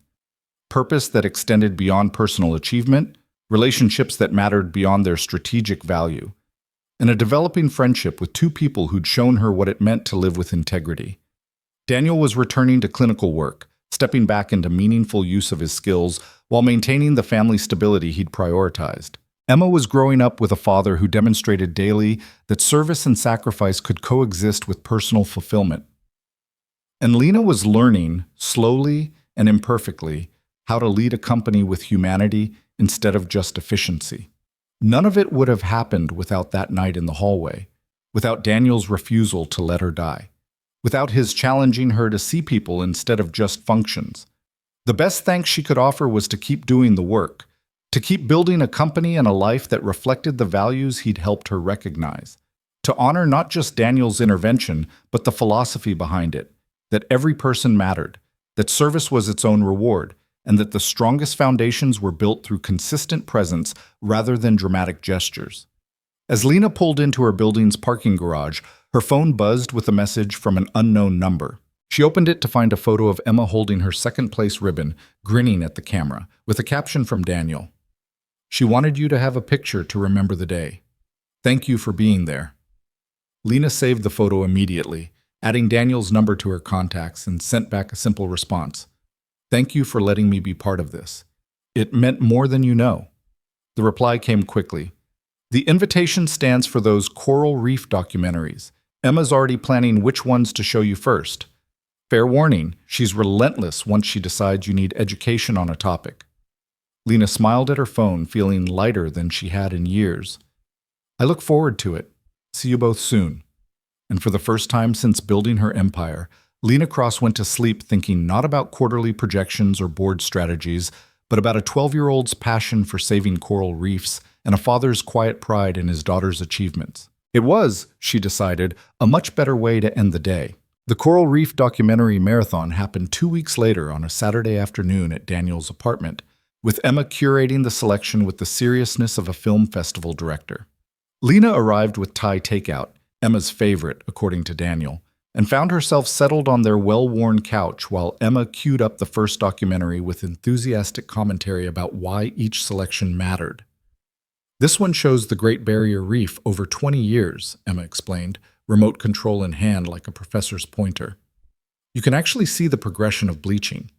It's devastating but important to understand the timeline. Daniel emerged from the kitchen with drinks, catching Lena's eye with an expression that mixed amusement and apology. Fair warning, once Emma gets going on ocean conservation, the only way to stop her is to wait for her to run out of material or fall asleep. I'm betting on the material running out first. I'm genuinely interested. Lena meant it. Watching Emma's passion for a subject that extended far beyond personal benefit was instructive in ways the girl probably didn't realize. Besides, I've spent years optimizing for quarterly returns. Learning about systems that operate on geological timescales might give me useful perspective. The afternoon unfolded with unexpected ease. Emma narrated through documentaries with the kind of engaged expertise that came from genuine passion rather than rote learning.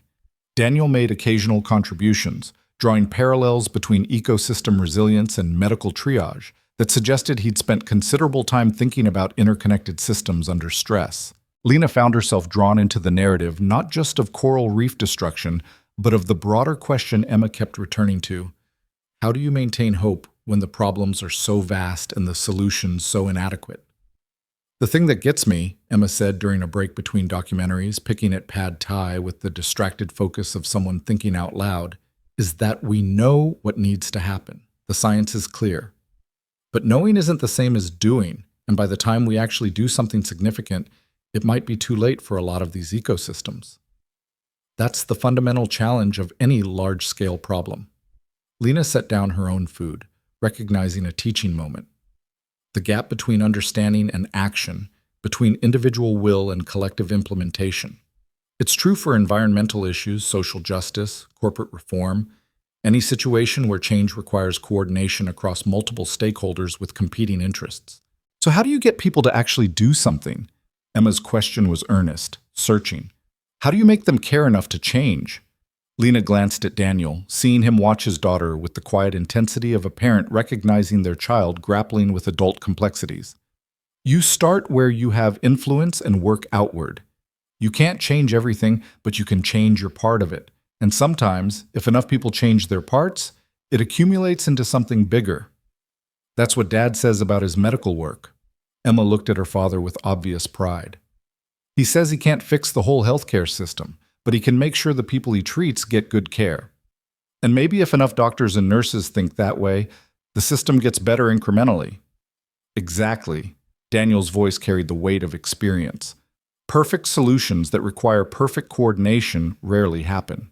Imperfect solutions that you can implement immediately are usually better than waiting for ideal circumstances that might never arrive. The conversation drifted into broader territory. Emma asking Lena about running a company, Lena asking Emma about her plans for high school and beyond. Daniel interjecting occasional context or gentle corrections when Emma's enthusiasm outpaced her accuracy. It felt like family dinner conversation, the kind of easy exchange that happened when people were comfortable enough to think out loud without fear of judgment. As evening approached and Emma finally exhausted her documentary queue, she excused herself to work on homework with the casual assumption that Lena and her father would continue talking. After Emma disappeared into her room, Daniel and Lena found themselves alone for the first time that day, the comfortable atmosphere shifting slightly into something more weighted. "She likes you." Daniel's observation was simple, but significant. Emma doesn't warm up to many people outside her established circle. The fact that she's comfortable having you here, sharing her interests, asking your opinions, that's meaningful. "I like her too." Lena's response was equally simple. "She's remarkable, Daniel. Not just smart, but genuinely good. Curious about the world, concerned about things bigger than herself, willing to engage with difficult questions. You and Sarah built something extraordinary." "Sarah laid the foundation. I've just been trying not to mess it up too badly." Daniel's self-deprecation was gentle, but Lena heard the grief underneath, the permanent ache of raising a child alone, of making decisions without the partner who should have been there to share them. "You've done more than not mess it up.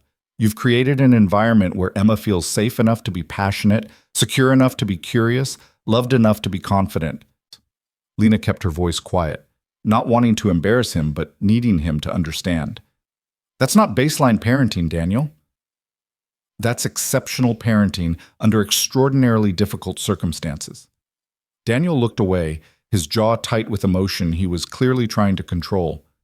"Some days I feel like I'm failing her, missing important moments because I'm working, not having good answers to her questions about why her mother isn't here, making decisions about her future based on my limitations rather than her potential." Every parent feels that way. Lena spoke with more certainty than her lack of parenting experience probably warranted, but the truth felt universal. "The fact that you worry about failing Emma is evidence you're not failing her. Bad parents don't agonize over their inadequacies. Sarah would have handled so much of this better." Daniel's voice cracked slightly. "She would have known how to talk to Emma about the changes coming, me starting the new job, the potential for more public attention, all of it. I just stumble through and hope I'm not causing damage I won't see until years later." The vulnerability in his admission made Lena's chest ache.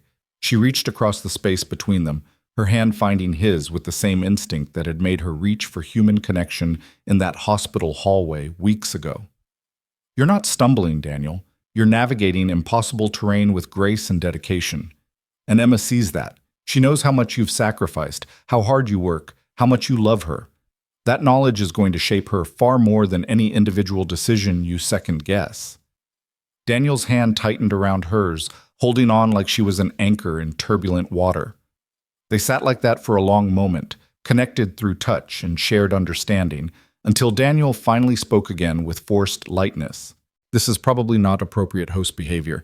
Emotional breakdown in the middle of your visit. This is exactly appropriate friendship behavior." Lena squeezed his hand before releasing it. "You've been the strong one. For Emma, for the people you've saved, for everyone who's needed you. Maybe it's time to let someone else be strong for you occasionally." "I'm not good at accepting help." Daniel's smile was self-aware. "In case you haven't noticed." "I've noticed. Fortunately, I'm extremely persistent when I decide something matters." Lena matched his smile. "Consider this fair warning that I'm planning to be a consistent presence in your life, whether you're comfortable with that or not." "You're stuck with me now, Daniel Cole." "There are worse fates." Daniel's expression softened genuinely. "Emma's already planning next month's documentary series, something about deep ocean ecosystems. Apparently you're now committed to ongoing marine biology education. I accept these terms." Lena felt warmth spreading through her chest. "Though I reserve the right to occasionally discuss things that aren't related to ocean conservation. Maybe even convince Emma that business strategy can be interesting if you frame it right." "Good luck with that. She's pretty committed to the marine biology track." Daniel stood, moving toward the kitchen with the easy domesticity of someone in their own space. "Coffee? Or are you heading out?" Lena checked her watch, surprised to find it was nearly 8 p.m. She'd been at Daniel's apartment for almost 5 hours, and it had felt like maybe 90 minutes. "Coffee sounds good. I don't have anywhere urgent to be." As Daniel prepared coffee with practiced efficiency, Lena reflected on how dramatically different this felt from the conversations they'd had weeks ago. The careful distance, the negotiated boundaries, the constant awareness of debt and obligation. They'd moved beyond that into something more organic, built on genuine mutual regard rather than emergency connection. Daniel returned with 2 mugs, settling back onto the couch with the kind of comfortable proximity that suggested he'd stopped maintaining careful physical distance. I start at the clinic on Monday. First shift is Tuesday evening, 6 to midnight. I'm nervous in ways I haven't been since my first day in combat medicine. That's natural. You're returning to work you care about after years away. The stakes feel high because they matter to you. Lena accepted her coffee, cradling the warm mug. But you're not going in unprepared, Daniel. You've maintained your medical knowledge, you've proven your capability in crisis situations, and you have the kind of practical experience most physician assistants would kill for. You're going to be fine. Easy to say from outside the situation. Daniel's voice carried uncertainty he rarely showed. What if I've lost it? What if the gap between emergency intervention and sustained clinical care is bigger than I'm accounting for? What if I make a mistake that hurts someone because I overestimated my current capabilities? Then you'll handle it the same way you've handled every other challenge, with competence, integrity, and the understanding that perfect performance is impossible, but consistent effort is achievable. Lena set down her coffee so she could face him directly. Daniel, you're going to make mistakes. Every medical professional does. The question isn't whether you'll be perfect, it's whether you'll be good enough to help more people than you harm, whether you'll learn from errors, and whether you'll show up consistently even when it's hard. Based on everything I've seen, the answer to all those questions is yes. Daniel absorbed this silently, his gray eyes distant with thought. Finally, he nodded slowly. Okay, I can work with good enough to help more than harm. That's a reasonable standard. It's the only honest standard. Lena picked up her coffee again. Perfection is a myth people use to avoid trying. You're better than that. Emma emerged from her room with a textbook and a confused expression, clearly seeking homework help from her father. The conversation shifted immediately into math problems and parental guidance, and Lena watched the dynamic with quiet appreciation. Daniel was patient and encouraging, breaking down concepts without simply giving answers, pushing Emma to think through problems herself while providing scaffolding when she got stuck. This was what he'd sacrificed high-profile medical work to preserve: the ability to be present for these small, crucial moments, the homework help, the documentary afternoons, the consistent availability that let Emma know her father was there when she needed him. Lena stayed for another hour, helping with dishes after they ordered dessert, engaging in easy conversation about nothing consequential, and eventually heading home with genuine reluctance. As she left, Emma hugged her goodbye with the unselfconscious warmth that had characterized the entire visit. Thanks for caring about coral reefs, Emma said seriously. Most adults pretend to listen, but you can tell they don't really care. You actually cared. I care because you care about it. Lena meant it completely. And because you taught me things I didn't know. That matters, Emma. Keep teaching people. In her car, driving home through city streets that had become familiar in new ways, Lena felt the weight of something shifting into place. The loneliness that had characterized her life for so long, the isolation she'd built through single-minded focus on corporate success, was dissolving slowly through accumulated moments of connection. Coffee with Daniel. Documentary afternoons with Emma. Learning to see people instead of functions. Building relationships based on mutual care rather than strategic benefit. The board meeting on Monday brought her back to reality with unpleasant force. Charles Morrison had clearly been organizing opposition during the weeks Lena had focused on implementation, and he opened the meeting with a motion that landed like a bombshell. I'm calling for a formal review of CEO performance and strategic direction. Charles's voice was professionally neutral, but Lena heard the challenge underneath. Recent decisions suggest a significant departure from the company's core mission and fiduciary responsibilities. The board has an obligation to ensure leadership is acting in shareholders' best interests. The motion required a second. Richard Thornton provided it immediately, confirming what Lena had suspected. There was organized opposition to her leadership, and they'd chosen this moment to make their move. Marcus, sitting beside Lena as always, went very still. Patricia Chen's expression suggested she'd anticipated this, but hoped it wouldn't happen. The other board members showed varying degrees of surprise, concern, or calculation. That's a serious motion, Patricia's voice carried lawyerly precision. What specific concerns are driving this request for review? Charles pulled out a prepared document, clearly having planned this intervention carefully. Resource allocation toward social initiatives at the expense of shareholder returns. Significant time investment in non-core activities. Personal relationships with employees that create potential conflicts of interest. Decision-making that appears driven by emotional factors rather than strategic analysis. Collectively, these concerns suggest leadership has lost focus on fundamental business objectives. The accusations were crafted to sound reasonable while being devastating in implication. Lena felt anger rising but forced herself to remain calm, strategic. This was the confrontation she'd known was coming, the moment when she'd have to defend her evolution as a leader or lose her position. I'd like to address each of those concerns directly. Lena's voice was steady, professional. First, regarding resource allocation. The initiatives Charles characterizes as social spending are strategic investments in company culture, community relationships, and talent pipeline development. I have data showing improved employee retention, enhanced brand reputation, and increased recruitment success since implementation. These aren't costs, they're investments with measurable returns. She pulled up her own prepared presentation, having anticipated this fight, even if not its exact timing. Second, regarding time allocation, I've restructured my schedule to be more present and less reactive, which has actually improved decision-making efficiency and reduced bottlenecks that existed when I was trying to control every detail personally. Department directors report higher satisfaction with autonomy and faster implementation of strategic initiatives. Marcus was nodding slightly, his expression suggesting approval of her tactical approach. Patricia looked thoughtful, clearly evaluating arguments on both sides. Third, regarding personal relationships with employees, I assume Charles is referring to my friendship with Daniel Cole, who saved my life and subsequently saved the life of another community member at a company event. That relationship has no bearing on business operations and involves no conflicts of interest. Daniel isn't seeking favorable treatment, hasn't leveraged our connection for personal gain, and in fact left company employment to pursue more meaningful work elsewhere.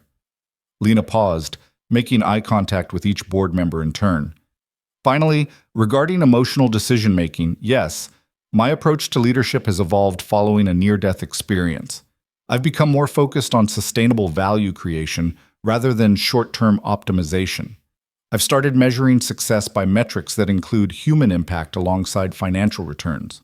If that evolution is emotional, then I'd argue most strategic decisions involve emotional components.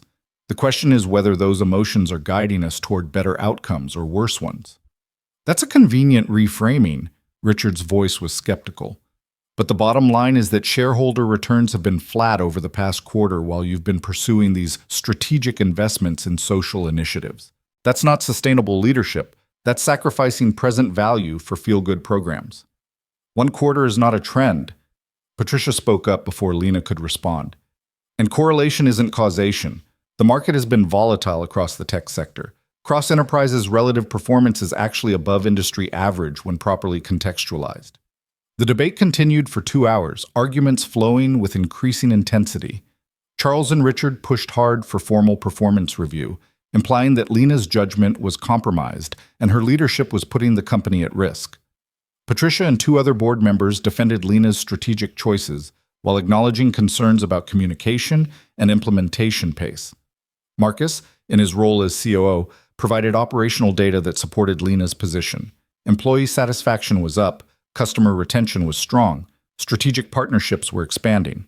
But he also noted challenges with execution speed and resource allocation tensions that needed addressing.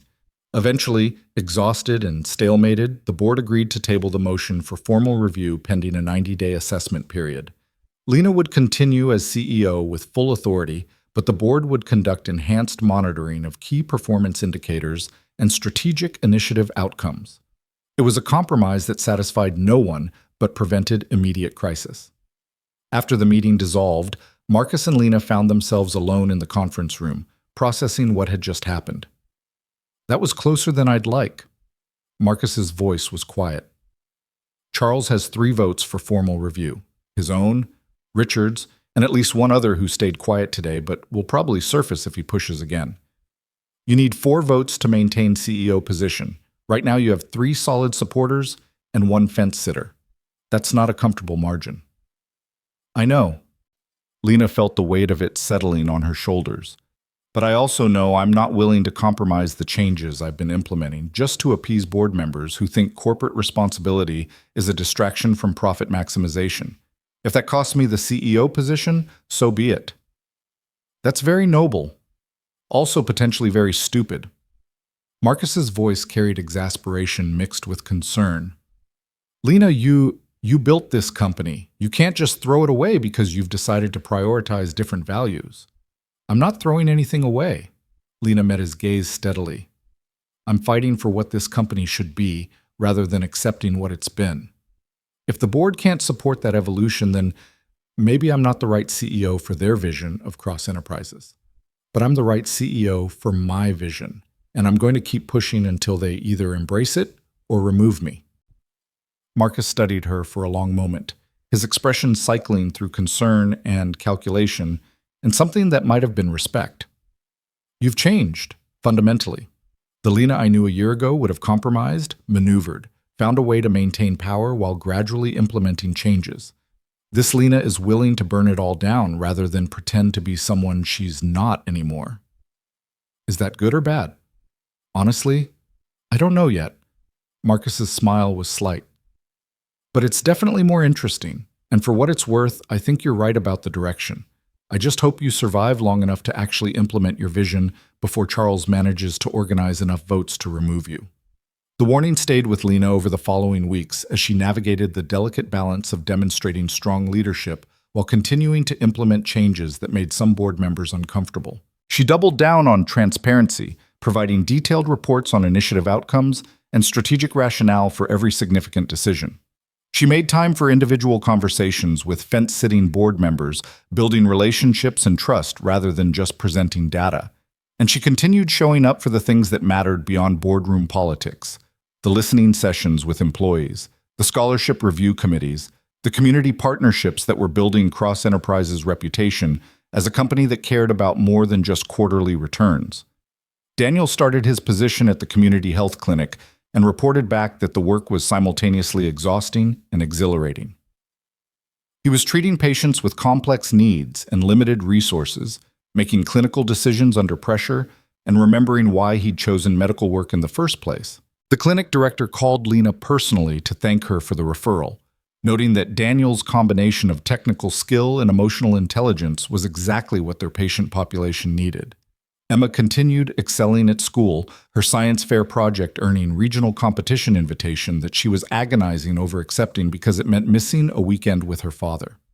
Lena found herself drawn into family discussions about priorities and opportunities, offering perspective from someone who'd spent years making similar calculations about career versus personal life.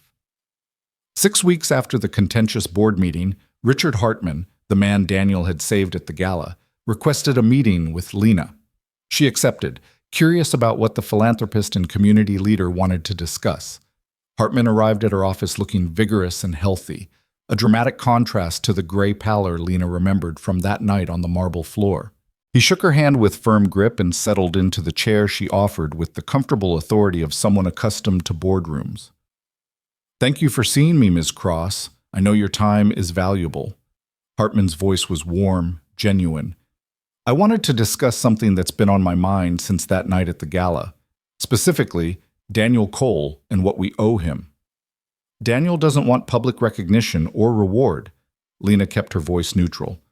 "I've tried multiple times to properly acknowledge what he did, and he's consistently refused anything beyond private gratitude." "I'm aware. I've reached out to him myself, offered financial compensation, offered to establish a fund in his name, all declined." Hartman's expression suggested both frustration and respect. "But I've been thinking about it differently. Daniel doesn't want recognition for himself, but he clearly cares about helping people and supporting his community. What if we honored him in a way that aligned with those values?" "What did you have in mind?" Hartman pulled out a proposal document, sliding it across the table. "I'm proposing a community healing center, comprehensive care facility offering medical services, mental health support, veteran services, and family counseling to underserved populations. Free or sliding scale fees based on income. Daniel's community health clinic would be a partner, providing integrated care.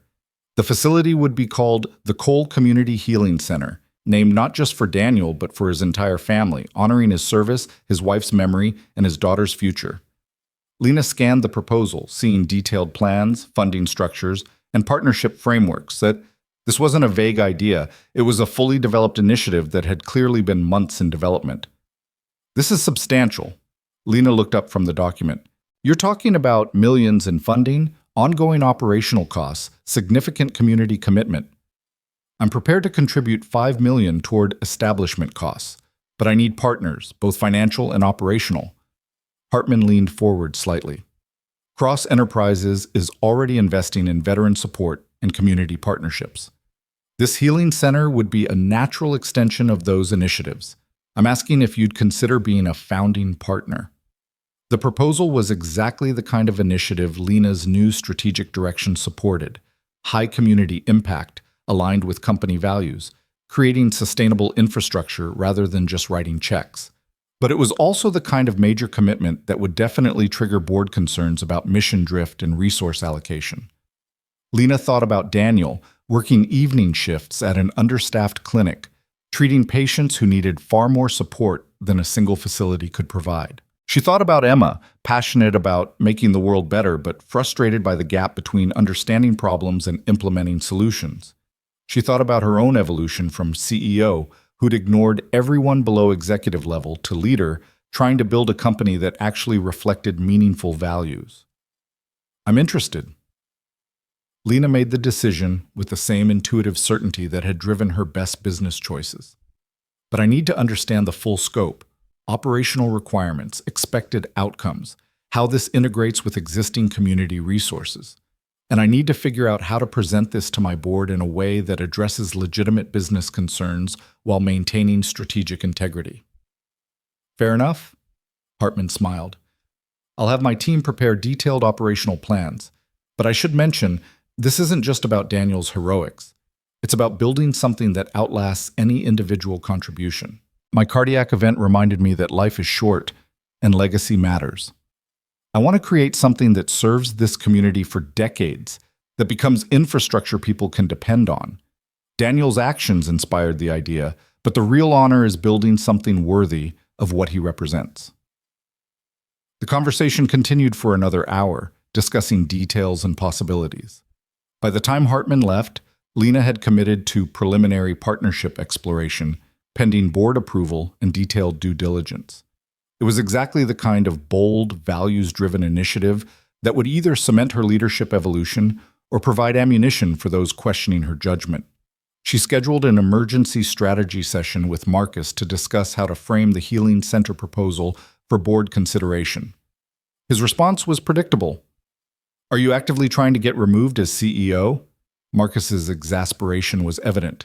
Because committing to a multi-million-dollar community health initiative while you're under enhanced board scrutiny seems like an effective strategy for that outcome. I'm trying to build a company worth leading.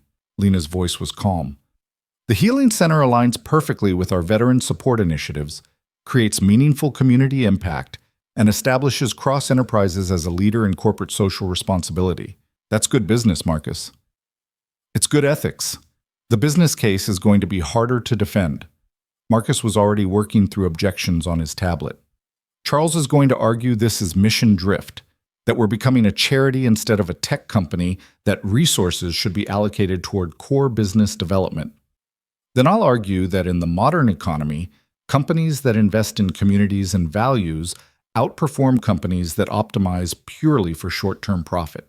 I'll show data on brand value, talent recruitment, customer loyalty, all of which improve when companies demonstrate genuine commitment to social responsibility. Lena felt the familiar rush of strategic challenge. This is winnable, Marcus. I just need to frame it properly. The board presentation 3 weeks later was the most important of Lena's career. She came prepared with comprehensive data, strategic frameworks, and a clear articulation of how the Healing Center fit into Cross Enterprises' evolution as a company that created value through multiple dimensions beyond just financial returns. Charles came prepared with counterarguments, financial concerns, and the persistent question of whether Lena's judgment was being clouded by personal relationships and emotional factors. The debate was intense, technical, and ultimately came down to a fundamental question about corporate purpose. Was Cross Enterprises primarily an engine for shareholder wealth creation, with social responsibility as a secondary consideration? Or was it becoming something different, a company that measured success through stakeholder value, including employees, communities, and the broader social ecosystem it operated within? Patricia Chen, surprisingly, became Lena's strongest advocate. I've watched Lena's leadership evolution over the past months. The changes she's implementing aren't emotional reactions. They're strategic repositioning for long-term sustainability. Companies that ignore social responsibility and community investment are increasingly being left behind by competitors who understand that modern markets reward values alignment. The debate extended across 2 meetings and ultimately came to a vote.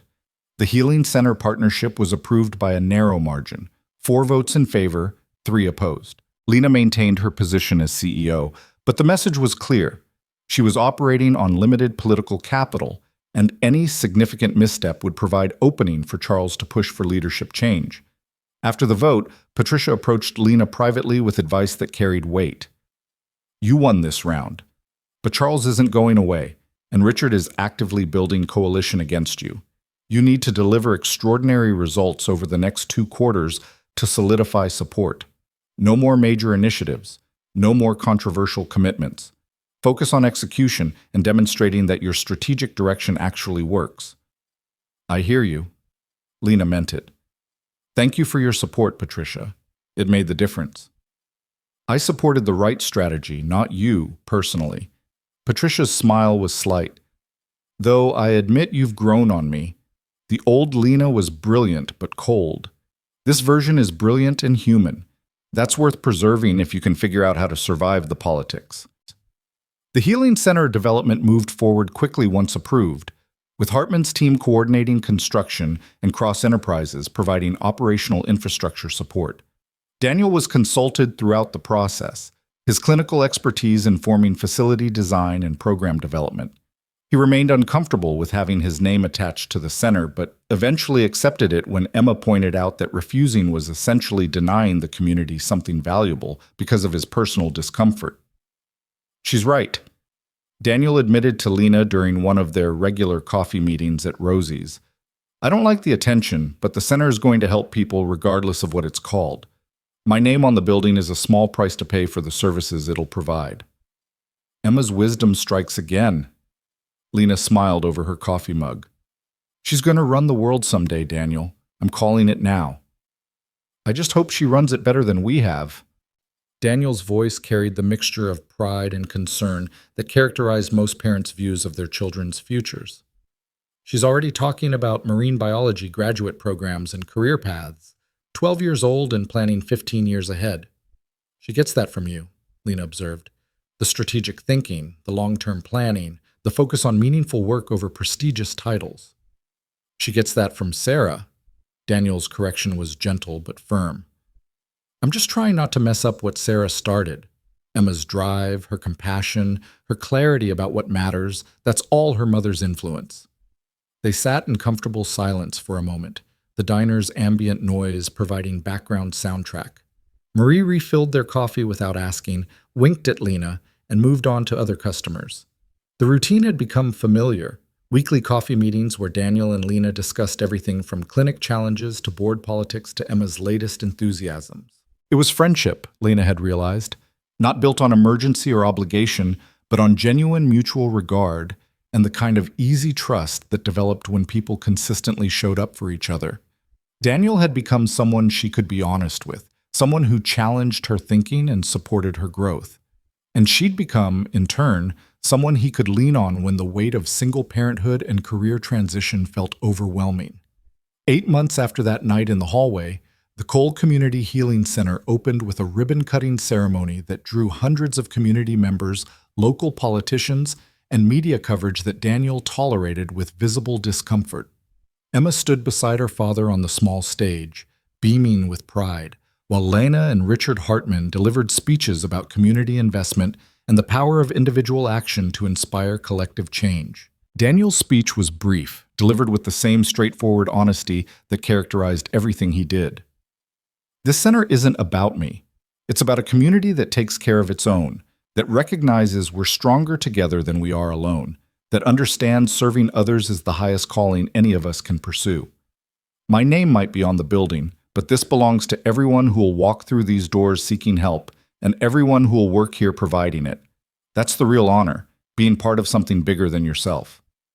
As Daniel stepped back from the microphone, Lena found herself blinking back tears. 8 months ago, she'd been a CEO who measured worth by profit margins and controlled every variable to maintain power. Today, she was standing in a healing center that existed because she'd learned to see people instead of functions, to measure success by lives changed rather than quarterly returns, to lead with values instead of just efficiency. The transformation hadn't been easy. She'd fought her board, restructured her company, challenged assumptions that had defined her career. But standing here, watching Daniel and Emma cut the ribbon while their community cheered, Lena understood with crystalline clarity that every difficult choice had been worth it. The months following the center's opening brought validation of Lena's strategic direction in forms even Charles Morrison couldn't dismiss. Employee retention improved dramatically. Cross Enterprise's turnover rate dropped to less than half the industry average. Recruitment applications increased, with exit interviews from rejected candidates specifically mentioning company culture and social responsibility as attractive factors. Customer satisfaction scores rose as employees who felt valued by their employer translated that into better service. The financial metrics that Charles cared about most also improved. Quarterly returns began trending upward as operational efficiencies from engaged employees and positive brand reputation translated into revenue growth. Cross Enterprise's stock price climbed steadily, outperforming industry benchmarks. Most significantly, the Veteran Family Scholarship Program began showing results that even skeptical board members found compelling. The first cohort of scholarship recipients was beginning college, and several had chosen to pursue computer science and engineering with explicit interest in eventually working for companies like Cross Enterprises. The talent pipeline Lena had invested in was beginning to mature, creating competitive advantage that would compound over years. At the 9-month board review, Charles Morrison made no motion for CEO performance evaluation. Instead, he delivered grudging acknowledgement that Lena's strategic direction appeared to be working, though he cautioned against overextending into social initiatives at the expense of core business focus. Patricia Chen smiled as the meeting concluded, catching Lena's eye with an expression that suggested vindication.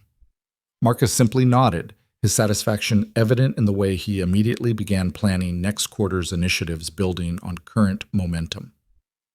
Later that week, Lena found herself back at Daniel's apartment for what had become regular Saturday documentary sessions, though the focus had expanded beyond marine biology to include Emma's new fascination with space exploration and the search for extraterrestrial life.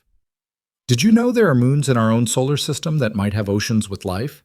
Emma was explaining with her characteristic enthusiasm, pulling up images on her laptop. Europa and Enceladus both have subsurface oceans that could potentially support microbial life. How cool would it be if we found alien life in our own cosmic backyard? Very cool. Lena found herself genuinely engaged with the topic, though I imagine the political and philosophical implications would be complicated. How would it change human perspective to know we're not alone, even if it's just microbes? That's exactly what my project is exploring, Emma launched into explanation of her latest science fair proposal, a comparative analysis of astrobiology research and its implications for human understanding of our place in the universe. Daniel listened with obvious pride, interjecting occasional questions that pushed Emma to think more deeply about her arguments. When Emma finally paused for breath, he turned to Lena with an expression that carried something weighty. I have news. The clinic director offered me a full-time position with flexible scheduling. It would mean more hours, but also more opportunity to really make a difference in patient care. Emma and I talked about it, and we think it's the right move. That's wonderful. Lena felt genuine happiness for him. You've clearly demonstrated your value there. This is your expertise being properly recognized and utilized. It also means I'm officially, completely out of security work. Daniel's voice carried relief mixed with something that might have been nostalgia. 6 years of night shifts, of working beneath my capabilities, of choosing stability over fulfillment, that chapter is closed. I'm back to being a medical professional, back to doing the work I trained for, back to using my skills meaningfully. How does it feel? Terrifying and right in equal measure. Daniel smiled, the expression reaching his eyes in a way that suggested deep satisfaction. I keep waiting for something to go wrong, for the other shoe to drop. But Emma keeps reminding me that sometimes things just work out, that not everything has to be a struggle. She's a wise young woman. Lena glanced at Emma, who was absorbed in her laptop, researching something related to her astrobiology project. You've raised someone extraordinary, Daniel. We'll see how extraordinary she is when she's 16 and I'm navigating teenage drama. Daniel's humor was self-deprecating. For now, I'm just grateful she's happy, healthy, and passionately interested in things beyond social media and peer drama. Emma looked up from her laptop with a knowing expression. Dad, I can hear you, and I'm definitely going to be dramatic at 16. Just warning you now. The easy exchange, the comfortable family dynamic, the sense of being genuinely included in something meaningful. It all combined to create a moment of perfect contentment for Lena. This was what she'd been missing in her relentless pursuit of corporate success: connection, community, the simple joy of being present with people who mattered. As evening faded and Lena prepared to leave, Emma gave her the usual enthusiastic hug goodbye, this time with an additional request. You should come to my regional science fair competition next month. It's at the university, and it'll be really cool. Plus, I need all the moral support I can get because I'm completely nervous about competing at that level. I'll be there, Lena promised immediately. Wouldn't miss it for anything. Daniel walked her to the door, and in the privacy of the hallway, he spoke quietly. Thank you for everything you've done, not just the healing center or the job networking, but for being present in our lives, for showing up consistently, for being someone Emma can look up to as an example of what successful leadership looks like when it's done with integrity. That matters more than I can adequately express. You've given me far more than I've given you. Lena's voice was thick with emotion. You saved my life, yes, but more than that, you showed me how to actually live it in a way that honors what matters. I'll never be able to fully repay that debt, Daniel. There's no debt. Daniel's voice was firm, his gray eyes serious. Just two people who met during a crisis and discovered they could be friends beyond it. That's not obligation, Lena. That's gift. The word resonated through her as she drove home, processing the truth of it. She'd spent so long thinking in terms of debts and payments, of transactions and strategic benefit, that she'd almost missed the simple reality. She and Daniel had built something valuable, not because they owed each other anything, but because they'd chosen to invest in connection over isolation. That night, Lena updated her personal journal, a practice she'd started months ago during her recovery, recommended by her therapist as a way to process the massive life changes she was navigating. She wrote about the Healing Center opening, about Emma's plans for regional science fair competition, about Daniel's full-time clinic position. But mostly, she wrote about transformation. A year ago, I thought I knew what success looked like, she wrote. Corner office, board control, quarterly returns that exceeded projections. I measured my worth by external metrics and structured my life around maintaining power. Then I nearly died, and a night shift security guard with a decorated military past saved my life. Everything changed, not dramatically, not overnight, but through accumulated small choices to be different, to see differently, to lead differently. I'm still CEO of Cross Enterprises. I still fight with my board over resource allocation and strategic direction. But now I measure success by different standards: employee well-being, community impact, the strength of relationships I've built with people who matter. Daniel Cole taught me that every person is living a life as complex as my own, with dreams and struggles that deserve recognition. Emma Cole taught me that passion and purpose can coexist with pragmatic planning. Together, they showed me what it means to live with integrity, to align actions with values, to show up consistently for people and causes that matter, to measure wealth by what you give rather than what you accumulate. I'm still learning, still making mistakes, still fighting battles with board members who think corporate responsibility is a distraction from profit maximization. But I'm learning as the person I want to become rather than the person I thought I had to be. And that finally, Feels like the right definition of success. The annual shareholders meeting 3 weeks later brought the ultimate test of Lena's transformed leadership. She stood before hundreds of investors, analysts, and stakeholders to deliver the year-end report and vision for the future. The financial metrics were strong: revenue growth, expanding market share, stock appreciation. But Lena chose to emphasize different measures of success. This year, Cross Enterprises evolved beyond being just a technology company pursuing market dominance. We became a company that creates value through multiple dimensions: financial returns, yes, but also employee well-being, community investment, and the kind of stakeholder relationships that build sustainable, competitive advantage. We launched a veteran family scholarship program that's already creating our talent pipeline for the next decade. We partnered with community organizations to create healthcare infrastructure that serves underserved populations. We restructured our internal culture to recognize that the people who clean our floors and secure our buildings are as essential as the people in corner offices. And in doing so, we've become a stronger company by every meaningful metric. Our employee retention is industry-leading. Our brand reputation has never been higher. Our innovation velocity has increased as engaged employees bring their full creativity to work. The question isn't whether values-driven leadership works. The evidence says it does. The question is whether we'll have the courage to continue this evolution rather than retreating to the comfortable mediocrity of pure profit optimization. The applause that followed was substantial, though Lena noticed Charles Morrison and a few others remained seated with carefully neutral expressions. The shareholder vote that followed, a confidence measure in current leadership direction, passed with 73% approval. Not overwhelming, but sufficient to silence immediate challenges to Lena's position.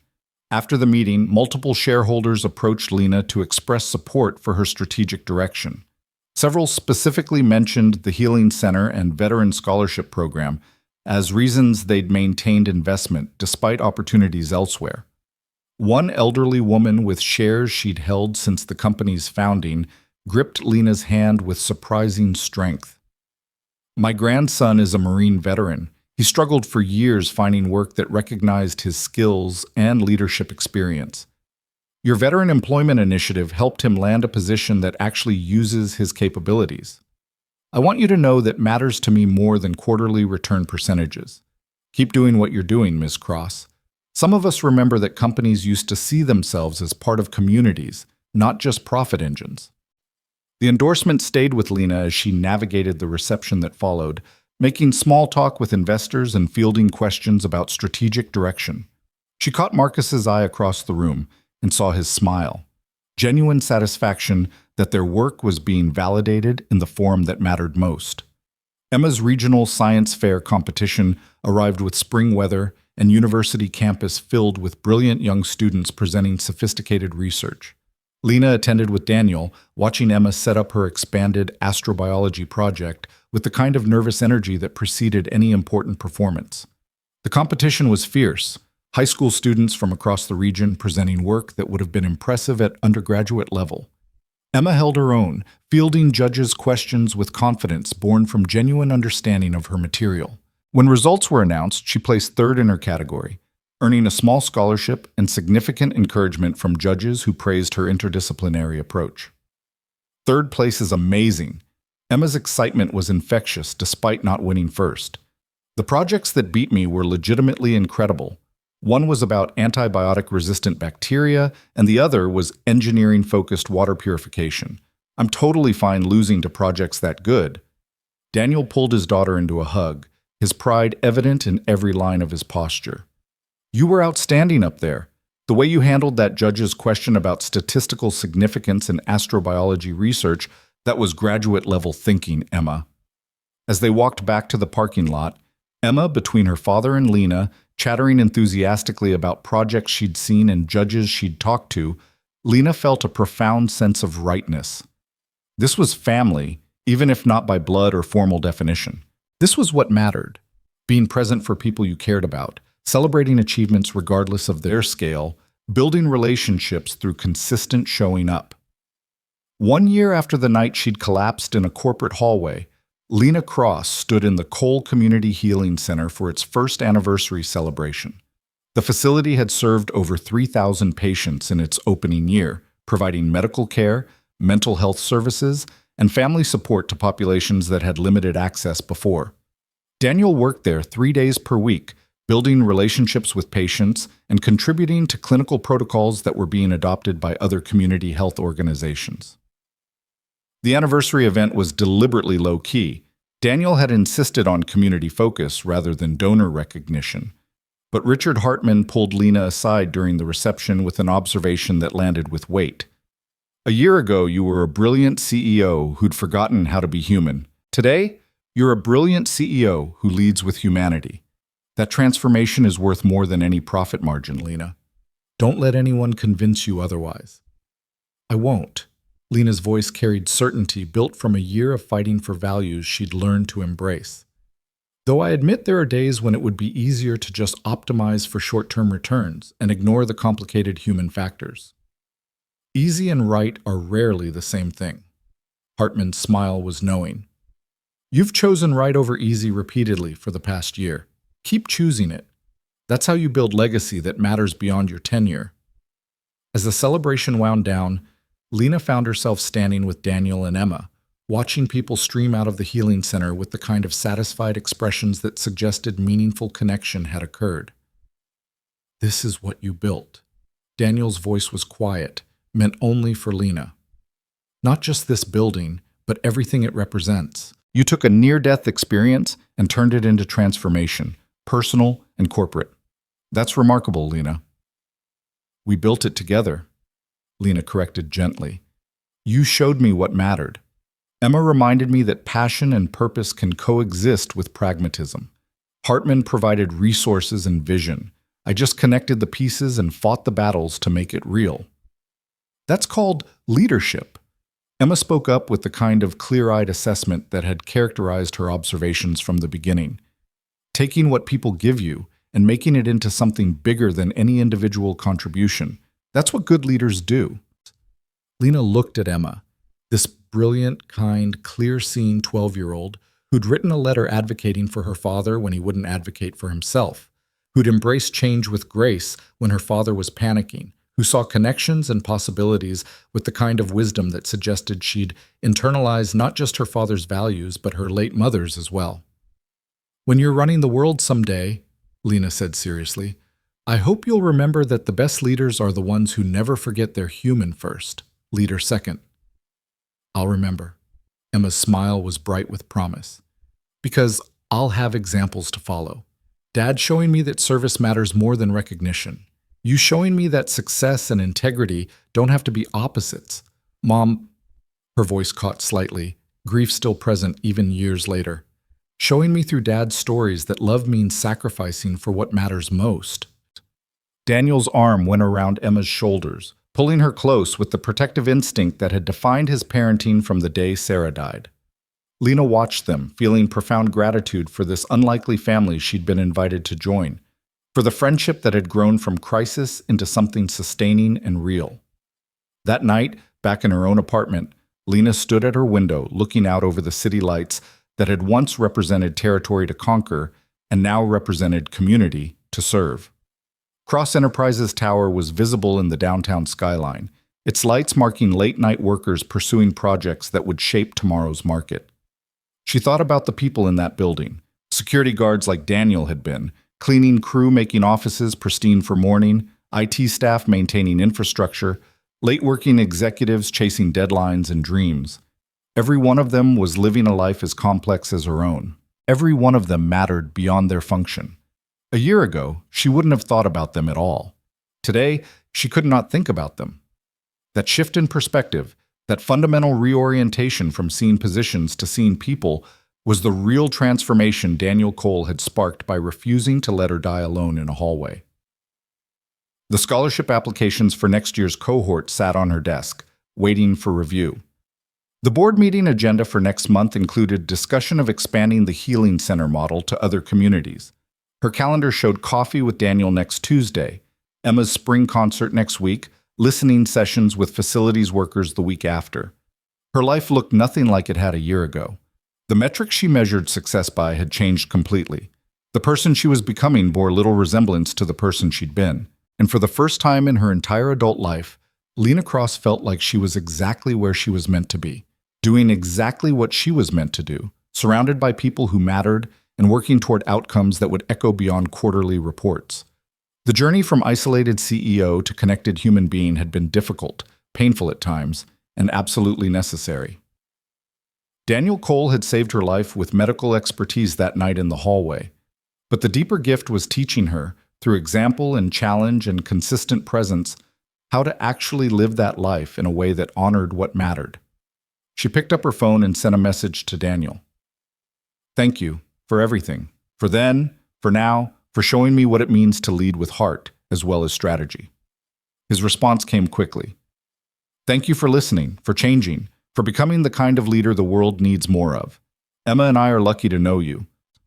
Lena smiled at her phone, feeling the warmth of genuine connection, the strength of friendships built through mutual care and consistent showing up. Tomorrow would bring new challenges: board politics, strategic decisions, the endless complexity of leading a major company while trying to maintain human values. But tonight, she had this: the satisfaction of a year well spent, relationships that mattered, and the certainty that she was finally measuring success by standards that would sustain her not just through the next quarter, but through the rest of her life.